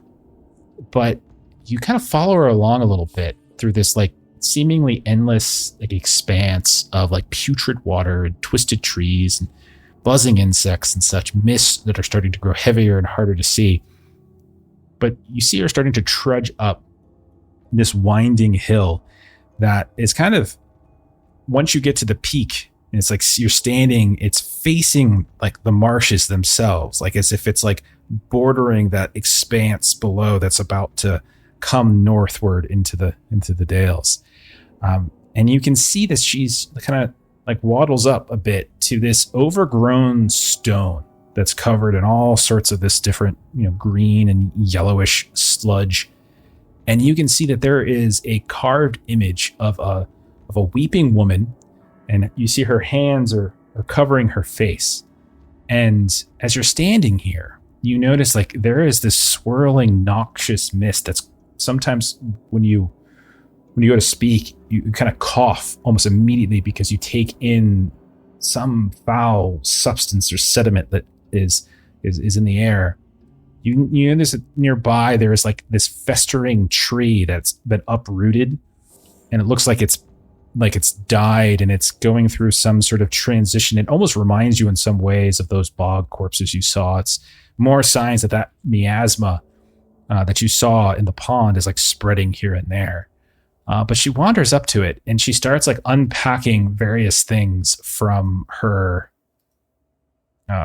pouch. You can see like little candles, and you can see like she's pulling out like all these things that she's starting to like wipe away some of the smudge with. And she looks at you and she's like, "Well, it's just as I said. It seems though that the Dolores lady has been left untended for just too long. Look at her, just filth." And you can see like she's like trying to clean away some of this smudge, like there's little cracks and stuff in the stone. And all the while you kind of hear the sounds of like shuffling and moving in some of the like mist-covered swamps around you. She says, "Well, we're going to have to perform a bit of a ritual, friends. I know you're all very tired, but just a little bit longer. It's best we do this now. We don't want to be sleeping out here in the dark. If we can take care of this quickly now before any troublesome critters or things get wise of what we're doing, and then we could leave and everything will be just fine. Yes? Whatever you need, we got it. We'll help Let's get it done." Like, I'm going to be performing a bit of a song. You see, it's part of it. It's a humming, it's a singing, it's a sharing of sorrow and misery. It sounds quite peculiar, but it's just a part of the song of tears, like the sharing of sad memories. But there's more that needs to be done. And like Spoonbill, you can see like when you look at this statue, like there is this discolored, like ugly aura around it. Like something seems to have found. It's like the only time you've ever seen auras like that is around like the bog corpses and such. And it's almost looks like something is starting to befoul this. And even Gwylt, like your general sense of, of curses. Well, there's not like a curse per se here. It's got that same negative, like sorcery, negative energy. Slag, you notice too, like even though it's stone, you work near a quarry, so you're not like working in a quarry, but you can tell that there's been some foundational trouble here and there as well. So a lot of you, like when you're looking around, like you're seeing these things, and Mila and Dimity, and you can kind of hear like there's things like moving about nearby, and you can't quite make out what it is. But as all of you are kind of getting settled around this place, she starts to kind of hum a song and light some candles here and there, and kind of you can see she gets like this chunk of like herbs and twigs. She goes ahead and lights that and starts like swinging it around here and there, and it's trying to like do battle with that mist, and it's struggling. And yeah, she'll turn to like, we'll start with Spoonbill. So she turns to Spoonbill, since the two of you have become friends, and she says, I don't know if you know the Song of Tears, but we must tend to the lady here to ensure that this filth does not fully envelop her. There's many ways that you can tend to the shrine. We like to sing a bit, share some ways, the prayers that I might have, but any old ways practitioner, we're all not the same. We're not monolithic. We have different ways of approaching it, but I very much could use your help, my new friend, Mr. Bill. And so I'm going to give you the spotlight, Spoonbill, if you want to maybe start us off. What do you think you might want to do here as you see her trying to tend to this statue? Yeah, I think I want to see if I can recall if there's any songs or anything like that he knows of, or some hymns or hums, and then really kind of see if you can focus in on. I feel like there's probably just this haze that he's very doesn't have to really look to see, but he just wants to kind of focus in as he's meditating on that to see is there a particular point, are there weak spots, where is this coming from, and kind of focus his efforts on it. Sure, you give that a roll. There are some tags and statuses that are going to be working against you in this particular case.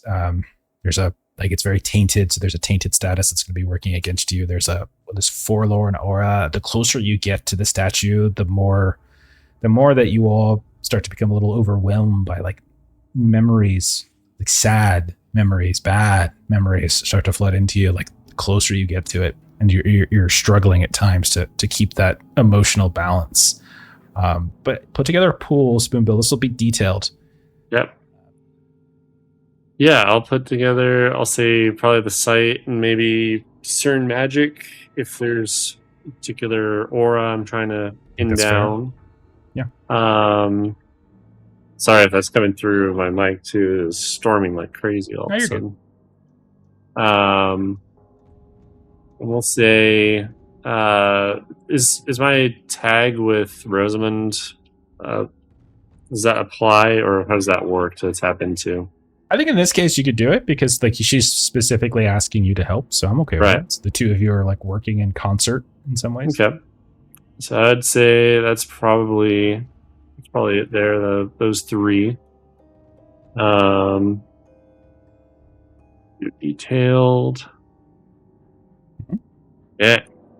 See what happens. I think those are Ziv.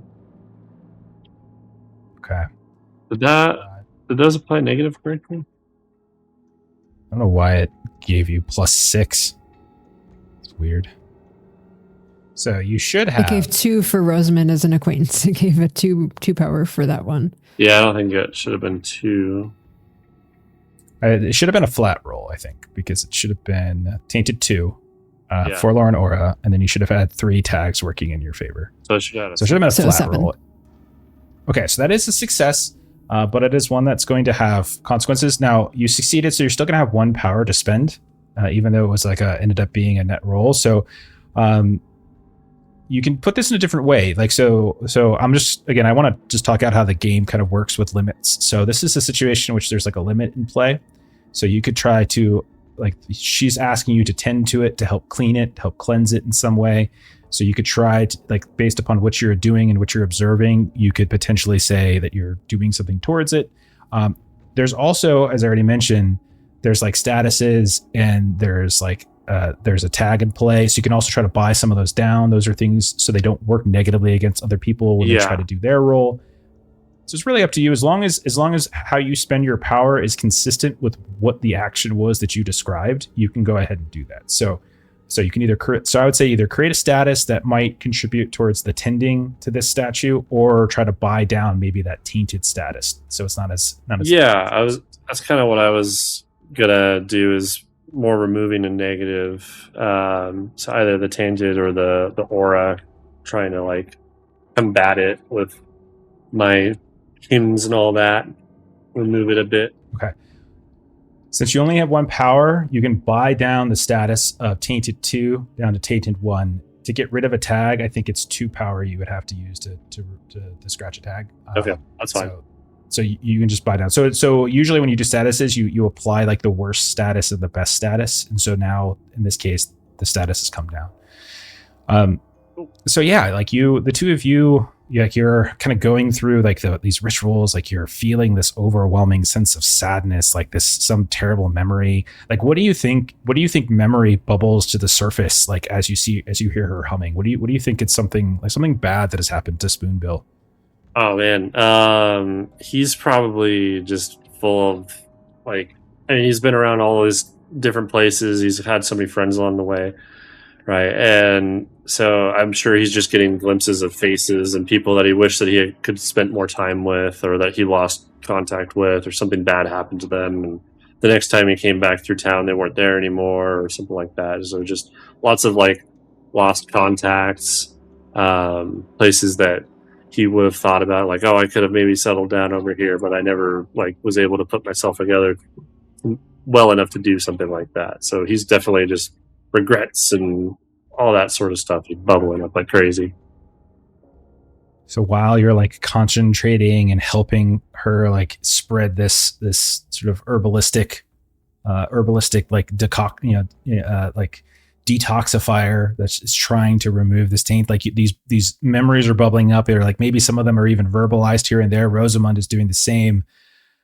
Mila, you have been like kind of peering out, hearing sounds from the swamp, and as you like listen behind you to like Rosamund and Spoonbill, you notice that there's something that now starts to emerge out of one of the sunken pools of that fetid water, and it's now starting to crawl like up this hill that you guys came up. It's this weird mixture of like peat and like shambling, like it's not like a full body the way that those bog corpses were, but instead it just looks like a giant slime that is slowly like pushing itself out. You see like there's definitely bits and pieces of like skulls and like bones, possibly animal bones, possible human bones, but like multiple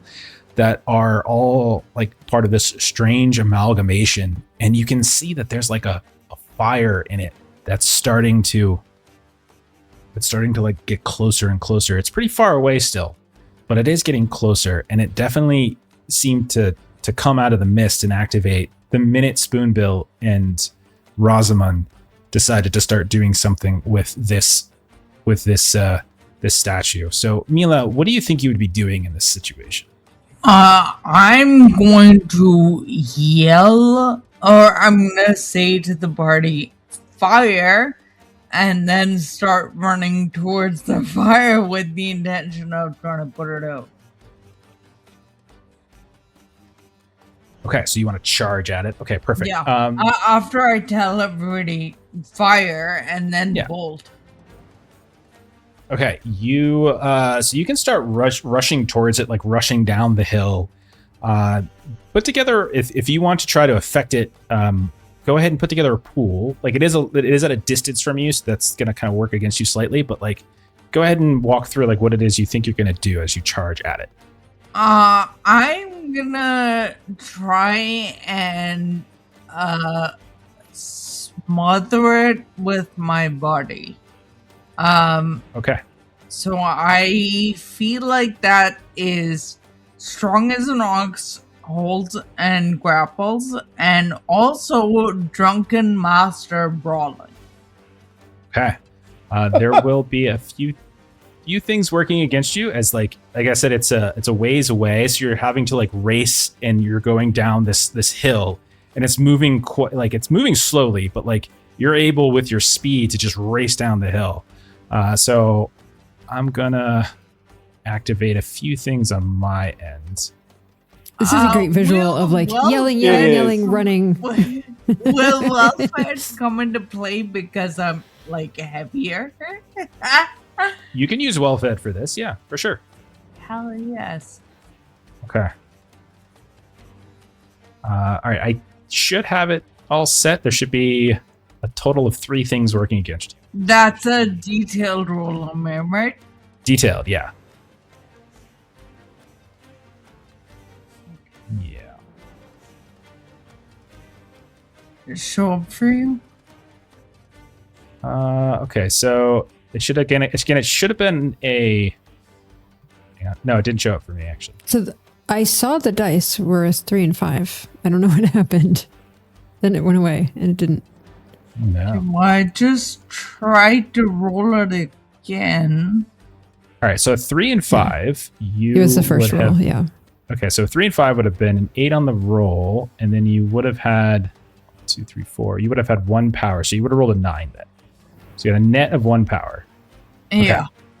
Yeah. All right, so you're gonna. So we see you racing down. You're calling out fire, fire, and you leap as you get down, and you just try to smother the body on top of it. You have 1 power to spend to kind of purchase some kind of tag, like so. If you, or excuse me, some kind of status.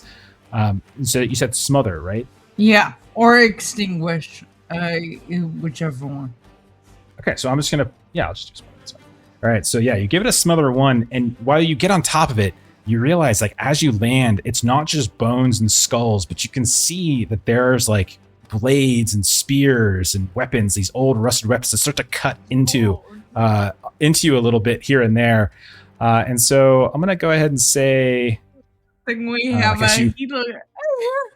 yeah, Good as your gracious. consequence. Whoopsies. Didn't see the razor blades in there.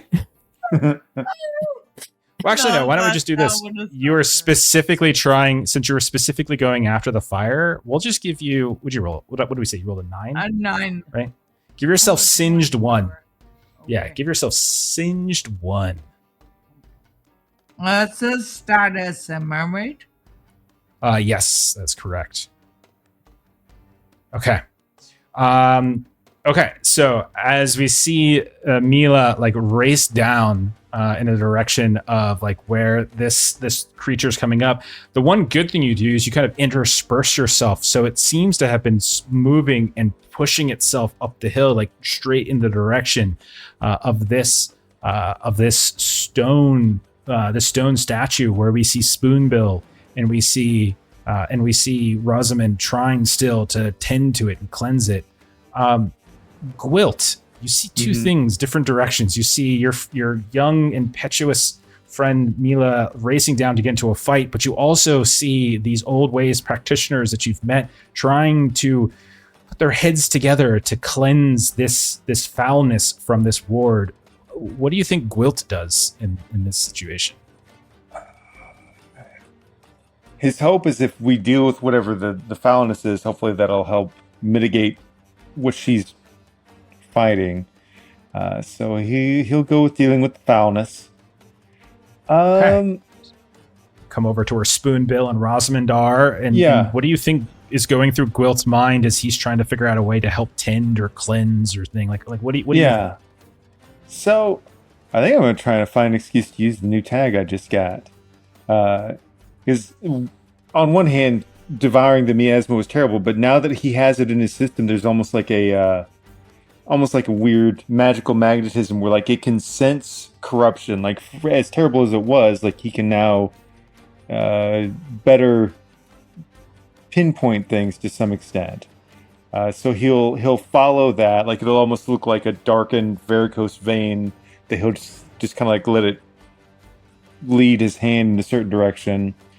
And maybe if there's some particular spot where it seems to be concentrated on the statue, he'll go to it, and like his MO is just kind of, he eats gross stuff to help him by it, so it's covered in muck.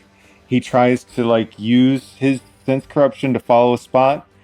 He'll then start devouring the muck in that spot with curse eating and digest anything, and then he'll start, as he's devouring it, start spouting off the ancient curse words to try and he's trying to digest it, using the ancient curse words to then give it form to spit out away from the thing. But I would say I would give myself, I once again want to call upon disadvantage because he's a little insensitive. Like they're doing these like legitimate songs and stuff, and he's over here eating filth and just yelling curse words, which is fair enough. you know. Couple things are working against you. That forlorn aura, the tainted one, but then also because you're specifically like consuming, I'm gonna say the noxious mist, because as you're licking and consuming, some of that mist is now going in your mouth too. So I'm gonna say those 3 things are working against you. Okay. But otherwise, everything you said sounds great. Okay, let's give it a go. And it's making me scroll down because there's so many things going on. Yeah, there's a lot of things going on in this roll. Okay. Oh, this is gonna go bad. That's what I get. Oh dear. Okay, it's so you had. I don't regret. I'm gonna roll with a disadvantage every time I can. So you've got. So you had 4 positive. You had 4 negative. You ended up rolling flat, and you ended up rolling a 6. Okay. Yeah. So maybe it was a bad idea. Maybe I did go straight to the core. Okay. Here's what I'm gonna say. Let's give you because it's a full on fail. You are consuming the mist as much as you are consuming this foul taint, and so I'm gonna give you like you're gonna get into like a coughing fit. So give yourself coughing 2, and just say you just start, and it's really hard to communicate. It's like a hairball that just can't quite come out. Yeah. And that means you can't quite like consume the things you're trying to consume because your body's actively convulsing and reacting against it. Okay.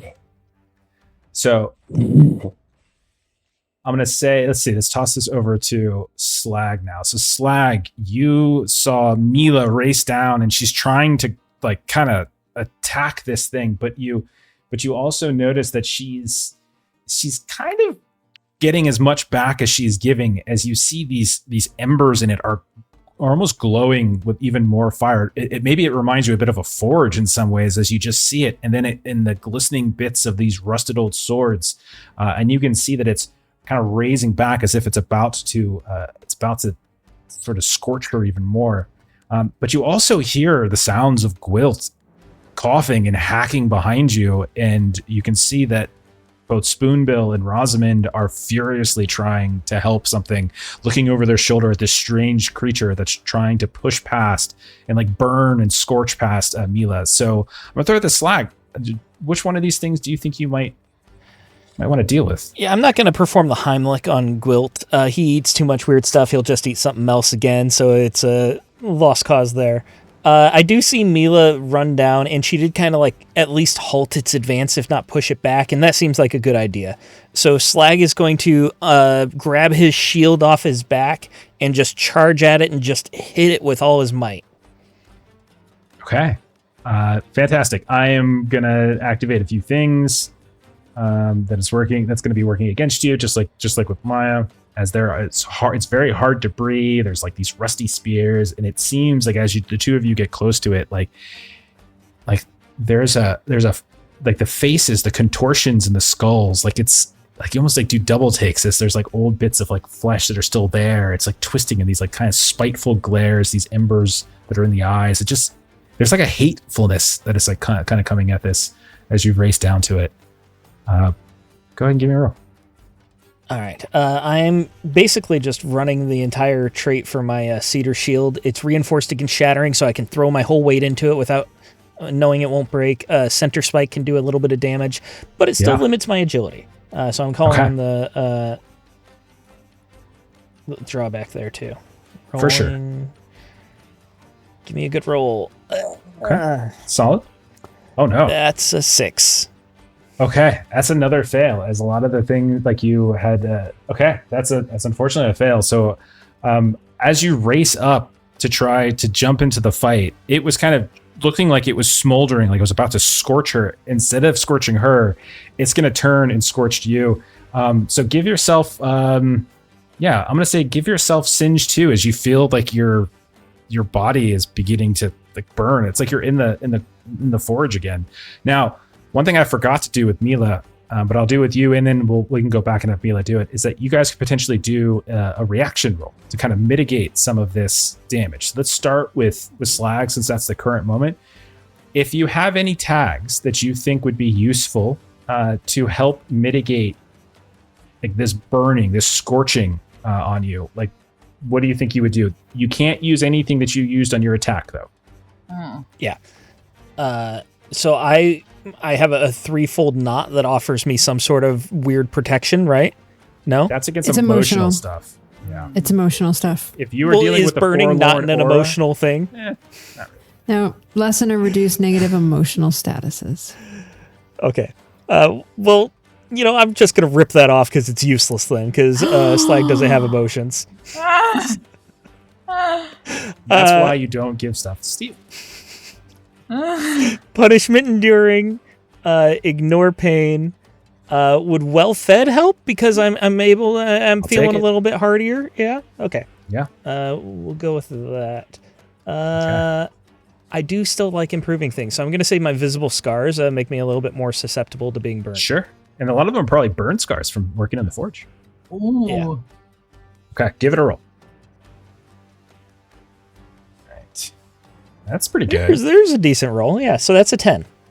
And that means you have 2 power, which with means 2 you can power. actually buy down that the singe to us, giving you and not take anything. You don't actually take singed. Absolutely, let's do it. Okay. So you like the fire is hitting you, but those old burn scars are just tough. They're like it's like your used to skin it. is tough as leather. It's just like you're used to this. You're like, this is no fire. Like you work in a forge all day. Mila, I want to go out of turn and give you an opportunity to do this. So same thing for you. So go ahead and you can do a reaction. Again, you can't use anything that you used in that roll. Scrolling back up to check. This is a hell of a stretch that you should absolutely think about saying no to. What I was thinking was I'll start with Blessed Brewing, also Stashed Flask. And specifically what I'm thinking is that when you generally pour alcohol on fire, it just makes fire worse. But if the alcohol is not actually alcohol, because of the Blessed Brewing, maybe I can douse some of the singeing. I'll take Stash Flash if you're trying to use that to douse it. I don't think Blessed Brewing is going to apply as a reaction defense roll here. Okay. I don't think that makes That's sense. totally fair. Okay. Okay. All right, go for it. It's a quick roll this time. It's Or a is it- detail no, roll. it's a It's a detail roll because you want to, reaction if there is an option for that. Yeah. Yeah.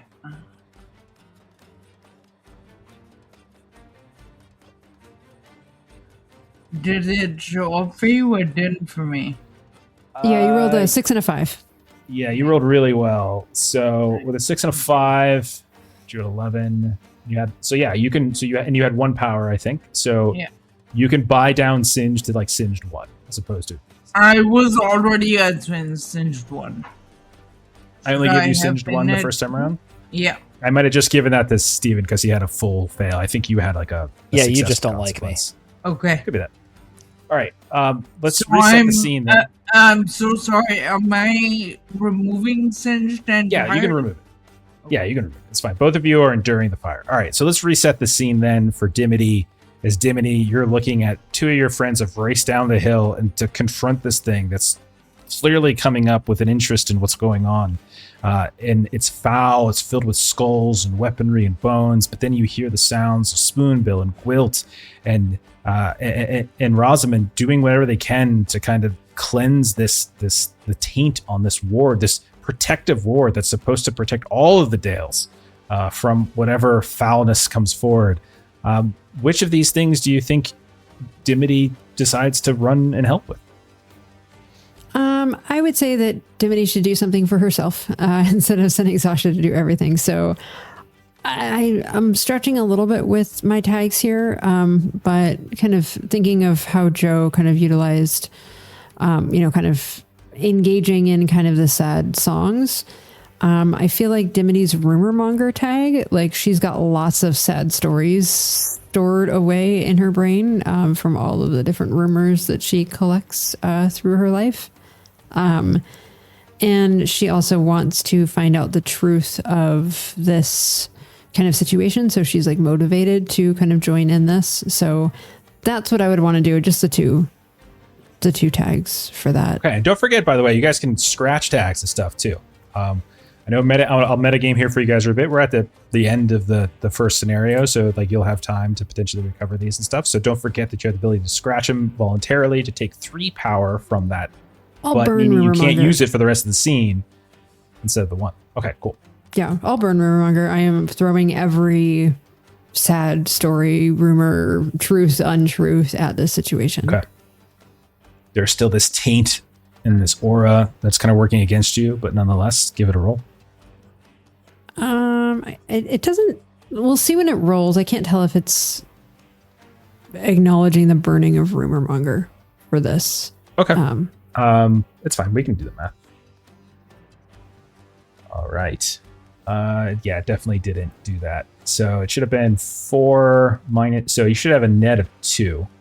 Yep. So that put me from a 6 to an 8. 7. So you would have rolled. 7. Yeah, you would have rolled a 9. I think you would have rolled a 9. Okay. So you've got. What did I say? 2 power. You have 2 power to spend. So just like I said before to Joe, like. Would I have 4 power because I burned a tag? Because I was then a 3+1. There are 2 things working against you that would have depleted. Oh, yeah. So there's a tag and a status. So in this case, you have 2 power to spend. You could create a tag. You could try to advance the cleanse that you guys are trying to do to this particular statue. You could mix it up and remove some of that taint or something like that, or something else that you can think about if you want to do that too. What are you thinking? As long as it's in line with what you were describing as your action. Yeah, I would say I'm trying to advance. So I'm seeing the telling of all of the sad stories, and so she's joining in the telling of sad stories to advance that. So I think that matches what she was doing. All right. What do you think it is? What is the, generally speaking, like what is the memory or the story or the tale that you come up with? So she is running through, sorry, I had isn't it ironic popped in my head, but like actual sad things that she's running through of, like all of these stories of people who were like, about to take like the first big trip of their lifetime and then weren't able to take the trip. And, situations of, just lost love of, someone's, they were, about to get married, and the night before they got married, someone disappeared, never to be seen again. So just all of those kinds of stories. And again, some of it's rumors, some of it didn't happen, but if she's heard about it once, then she is just kind of spilling all of those things out here. Okay. And as you do, those of you that have been tending to this, you definitely see like there's a moment where like the tiniest bit of illumination almost seems to pour out from the tiny specks in the stone, as if something about what you've just said has kind of helped push it through. There's even like maybe a moment's hesitation on the noxious mist that kind of swirls around here. It just almost stops for a second before continuing on. And you feel that you have made some progress in trying to cleanse it, between that and like just the physical wiping away of some of the foul miasma on it. Meanwhile, back down that hill, we see Slag and Mila are trying to hold off this thing, and for a while it's been trying to like scorch you, but now you see it suddenly start to cackle. You're not even sure where the voice is coming from, but then you see like some of the skulls and this strange chorus of cackles are laughing in some way, and they start to just like, it starts to move and bounce in kind of a spryness that you had not yet like anticipated. Like you've been seeing it moving so slow as it came out of the marshes, and then it's almost like some kind of substance is starting to leak out as it kind of shifts and moves. Something kind of starting to waft out into the air. I'm going to throw it back to Mila in this case. What do you think you might want to do at this moment as you and Slag are holding this thing off? Can I burn my drunken master brawling to effectively kind of match its speed with my own? Okay. Let's do a roll. You're gonna burn it, so that means you're gonna get 3 power from that one. But you can still add others if there's others that you would like to add. I would like to add holes and grapples to continue to try and smother it in strong as rocks as well. But can I only burn Drunken Master Brawling? You can only burn 1 tag per roll. Perfect. You might want to reload or something, because some of your rolls. Yeah, I think I'll do that after this. Okay, yeah. Can so you got 3. Is that a detailed? Yeah, everything's detailed during this encounter because we're basically doing fights. Okay, so you got 3, 4, 5. So you have 5 in the positive and you have 2 in the negative. So go ahead and roll, and we'll just make sure that like she has a net of 3 power on this roll in case the calculation's not. Is it drawing up for you? Yeah. 2 so and a 3 on the dice. You rolled a 5 for a total of an 8, which means it's a success, and you have 2 power to spend. And you just want to continue to just like. I would like to add that to smother. Okay. Or so we'll extinguish or whatever. Smother 2. Yeah, for sure. I got it.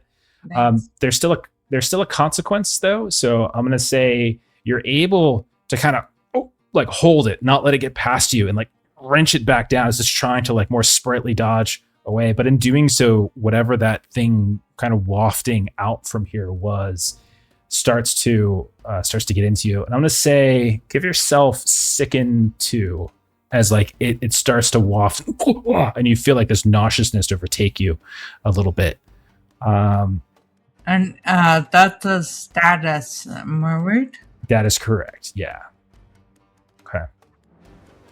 And I'm gonna say in this case, it's not so much like it's fighting; you're just breathing it in. So we're gonna let that one ride. But we go back. So we resetting the scene. The fight's still going on. Slag, like you got your hammer. You see Mila is pulled it down and kind of protected it for a moment from going up the hill. You stare up the hill and you can see there's Dimity, there's Gwylt, there's Spoonbill and Rosamund all surrounding, like singing. You see like Gwylt is hacking up, is sort of hacking some horrible thing up. And then we look at Spoonbill. And Spoonbill, you started this all off by trying to help with this like strange taint, the strange aura. How do you think you would be continuing that right now? Yeah, I'd probably be getting louder and louder to not get distracted and try and drown out all the other things that are going on. And my own thoughts of things that are bothering me. Seeing how, because like, what's Rosamund doing currently? I'm trying to kind of sync with her. Yeah, you can see if you're following her, Rosamund's singing.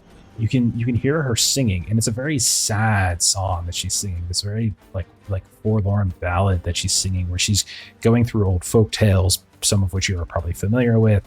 Maybe it's a song that some of you have heard before, but it's this old woman who's just doing her best. It's kind of got this throaty, croaky sound to it, but she's definitely singing some sad songs. Okay, I think Spoonbill would help, where he'd just be not like necessarily harmonizing, but he'd just be like this low, droning, in key kind of bass root note for hers to like be with her on that song. So you could tap into some of her attacks then, since you're working in concert with her. Just her. You could just use Rosamund. You can use that tag if you like. I don't think Apothecary helps here, but the Rosamund tag would. Okay. Not just your special one, but the one from the story theme you guys have. That one as well. Okay. I don't know how to grab that one. Yeah, it's not showing here. It's not showing. Basically, you just give yourself +1. Okay. That's all it really is. +1 power. Yeah, we'll do that, and then maybe friends along the way. Pierce through deceit if it's like kind of pushing back on us and trying to like. I don't think that would apply here. Okay. I don't think push deceit because there's nothing really lying to you per se. Okay. The sight, if it helps with the magic. Yeah, Yep. I think the site would definitely help in this case for Yeah. sure. Yeah, And- both you and Gwylt, your old ways stuff, I think definitely play in this situation. Yep. Then I'll say tenacious to try and like stay in the moment and be kind of like pushing through. Yeah. Okay.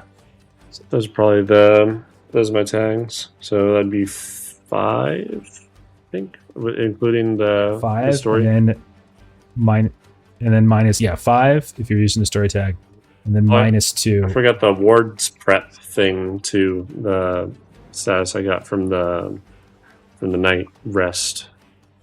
Oh yeah, you can use that too for sure. You did your little that would apply as well. Actually, wait, you can only give yourself the best status. You can't have 2 statuses on a roll. You can only 2 positive statuses. Oh, You can okay. only take 1. So whichever one's the better one. Okay. Yep. Then it's Rosamund. Okay.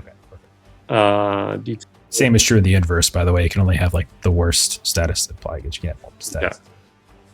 And then am I adding 1 positive from the? Yeah, from her tag. Okay. From her story tag. Yeah. Okay. So it should be 1, 2, 3, 4, 5 minus 2 for a net of 3. I'm sorry.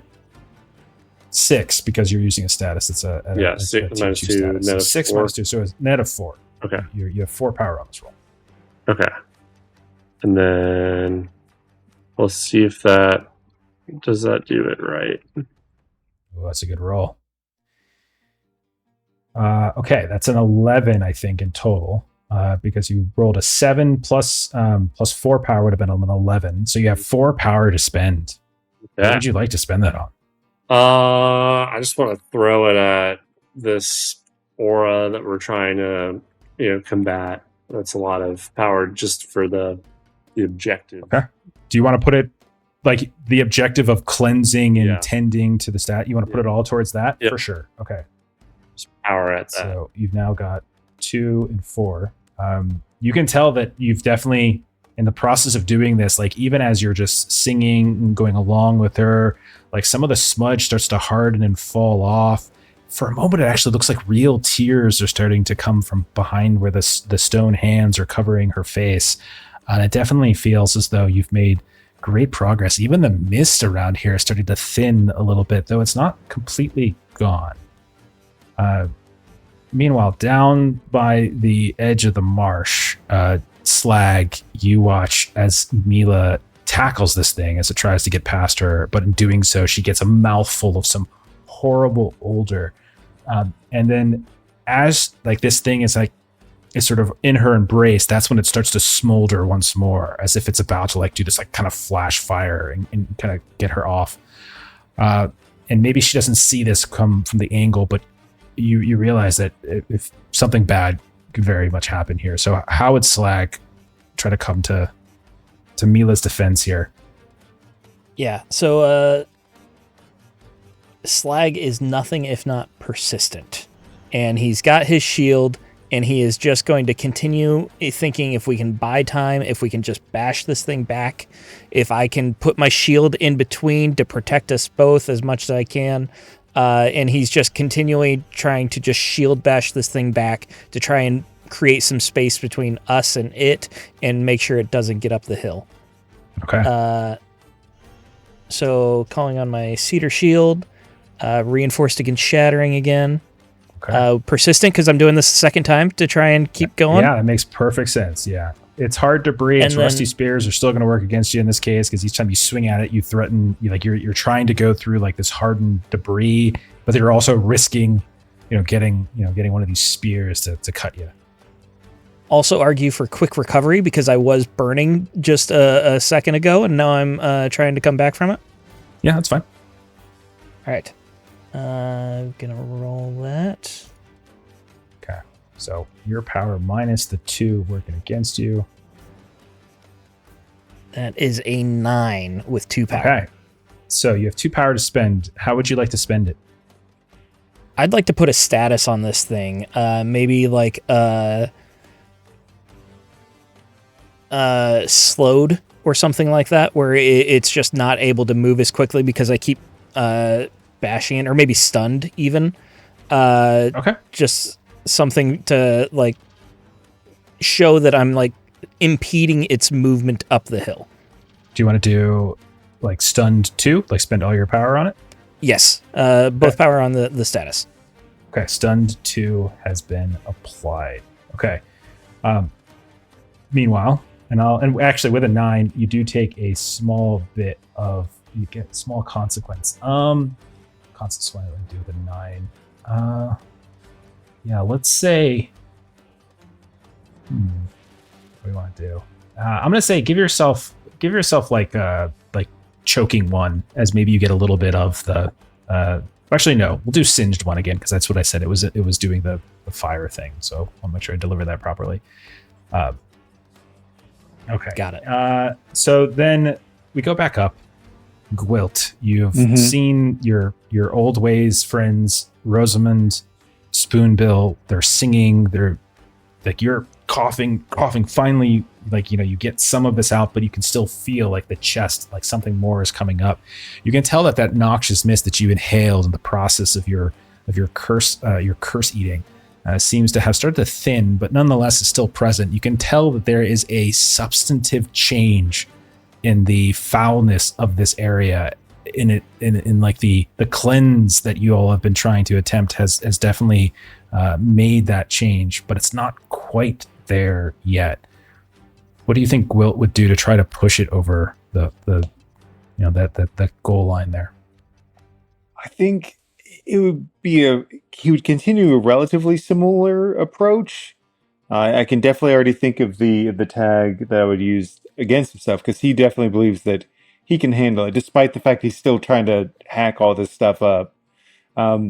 He'd probably swap out, before he was doing sense cruncher to find the place. Now he's going to lean on rugged tenacity to just keep doing it regardless of the hacking. I might actually burn rugged tenacity. And I know it sounds gross. In a weird way, I want to use that well-fed thing, but probably not the way most people would. He's actually going to try and like force himself to vomit to help clear, and then get back to curse eating and considering your practice, the way you do this, I think it makes sense. Yeah, I think it makes sense. Gross, but it makes sense. It's gross. So yeah. Palate cleansing. So yeah. So let me. Okay. So you got curse eating, ancient words, digest anything. Curse eating, digest, burned rugged tenacity, ancient curse words to give it form, well fed. Well fed is 7. And you've got been plenty working against me. And you've got I can handle it working against you. That brings you down to 6. And then you've got Forlorn Aura and the Tainted also. So I think you're going to be at a net of 5. I think that's where you're at. It's still a really good roll, man. Okay. Yeah, give it a go. All right. I love I can use vomiting as a positive benefit. There we go. That's a great roll. Okay. You've got 4 power, it says. Yeah, 4 power to spend. That's what it looks like. Okay. I thought it was 5, but 3, 4, 5, 6, 7, minus 3. Yeah, it is 4. Sorry. As well. So you got 4 power to spend. Do you want to put this all towards cleansing? Yeah. It's all towards the cleansing. Okay. What do you so describe for us then as you describe what it looks like as you kind of cap off this ritual that Spoonbill and Rosamund and Dimity and you and all kind of help start. Like, what do you think you do? Describe your kill, so to speak. At some point, we do get to whatever the core of it is, and it's he breathes something in, but it's almost like he's chewing the air, and it initially like kind of does the thing where it kind of like makes almost like the varicose vein things go dark, like weird ichor coming out of the eyes and ears for a little bit.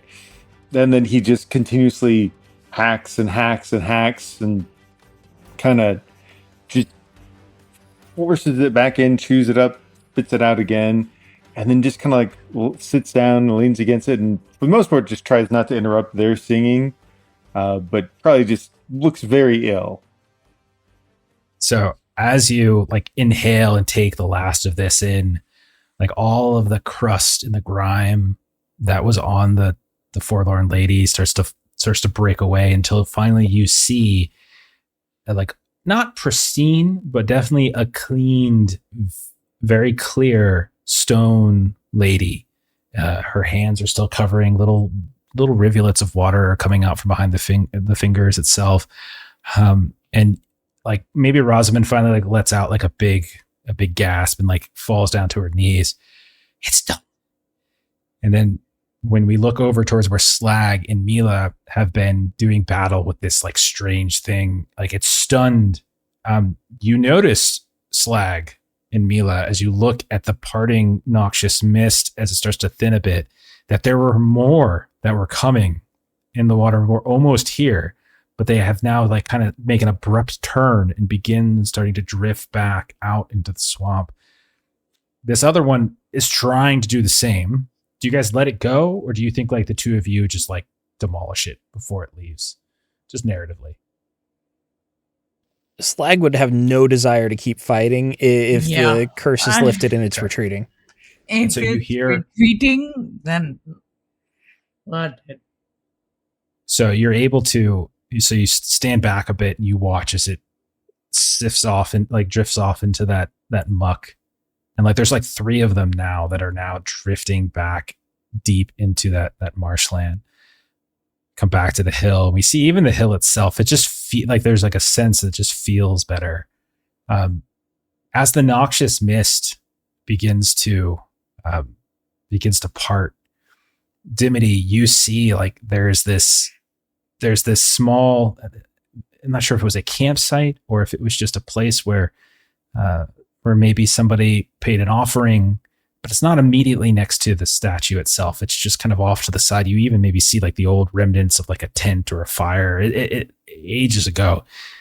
But you see like there's a pack there that was previously obscured by the mist and the grime. Do you think you would grab it? Yeah, I mean, I would say that she was just, kind of eyes welling up as she was just relaying all of these, kind of very sad things. And so as she's kind of, like all of this noxious mist is clearing and she's sort of like wiping her eyes, she'll, kind of be curious about it and she'll go pick it up and look inside. And you see as you like open this up that inside there is like an old helm. This like it's in relatively good condition. It does not anything too fancy about it, but it looks functional. You also see like some heavily wrapped packages of something. And as you start to peel them, you see these like all these different like herbs. Like someone had come here and was like scavenging, and you just kind of going through it. Maybe they plucked this helm out of the swamp, and maybe they plucked some swamp herbs and things before these mirelings that were coming out of the actual swamp. These things made of skulls and muck came up and attacked them. And so, because we're way over time, we just montage close this out. You all like eventually catch your breath. You're able to, get Rosamund back to their feet. You do some additional inspection, Gwylt and Spoonbill and Dimity, and those of you who might have any inkling of like old ways, you start to feel that this place has been cleansed. And not only that, like the mist starts to die away. The water near the edge of this hill starts to become clearer and clearer as the buck. And you think you've like reactivated some kind of protection. That's the very thing that your new friend Rosamund has said. And so we watch as like all of you begin backtracking, and we see you crossing over that log once more, going up the hill, camping once or twice along the ridge at night until we get back to her cabin and her cottage, and she bids you farewell. Maybe you have a handful of closing conversations before you all make the journey back to Ravenholm and are able to share the news that whatever had activated these bog corpses has been dealt with and it's not something you have to deal with any longer. And we're going to go ahead and close it down there with you guys having successfully completed this. There are some rewards and stuff we'll talk about off stream. And we'll kind of dive into that. But that is it. That's it. Good job, guys. Good job. Greeted as conquering heroes, as it were. when you get back to Ravenholm, all of the homes are on fire. People are crazy. It's like that old Sports Center commercial with Charlie Steiner. Oh no! That's a deep cut, but it's one of my favorite commercials of all time. Oh my god! That mob we sent back just went feral. That mob just went terribly. You guys said took, we like, would the have worst things to people. fight. Yeah. We did it. Fantastic. Let's do a couple quick close plugs. We'll get on out of here. Let's start with My Trade. My Trade, where can we find you on the internet? My Trade plays games on YouTube where I make system agnostic or multi-system tabletop content that centers the gym plays friends. Fantastic. Steven, tell us about this game you're making. Yeah, I made a game called Huckleberry. It's a Weird West action horror game. Think Hellboy and Tombstone. It is available for pre-order. Go to huckleberryrpg.com/pre-order. Use code Lolly for $5 off. Fantastic. I'd be remiss not to mention Joe doesn't just stream over here, but he also streams over at Defenders of Cobalt. So they're friends of ours. Jeremy streams over there as well, so you can check them out. Usually Wednesdays and Fridays, I think, is like the two common nights for you. Yeah, guys. I don't know what game we're doing Wednesday right now, but Friday we're doing Forbidden Lands, so that's fun. Awesome. That's a fun game. Yeah, Love that one. Steven ran us through a big old campaign with that. It was a lot of fun. Okay, and then that was like the old halfling cannibal halfling hunter guy I played, right? That was yeah. McGavin. Shooter McGavin. Okay. And then as for us, what do we got going? Tomorrow night, we got some Wild Sea on Tuesdays. We've got Coriolis, The Great Dark on Thursdays, One Ring, 2nd edition on Saturdays, and Mondays. We're doing this for a little while. We're going to start up a new adventure next week, a new one of the other ones inside of the Ravensdale, and we'll see what that one's about. But that's it for us. Have a great rest of your night. Thanks for watching this. We'll see y'all later. Bye-bye.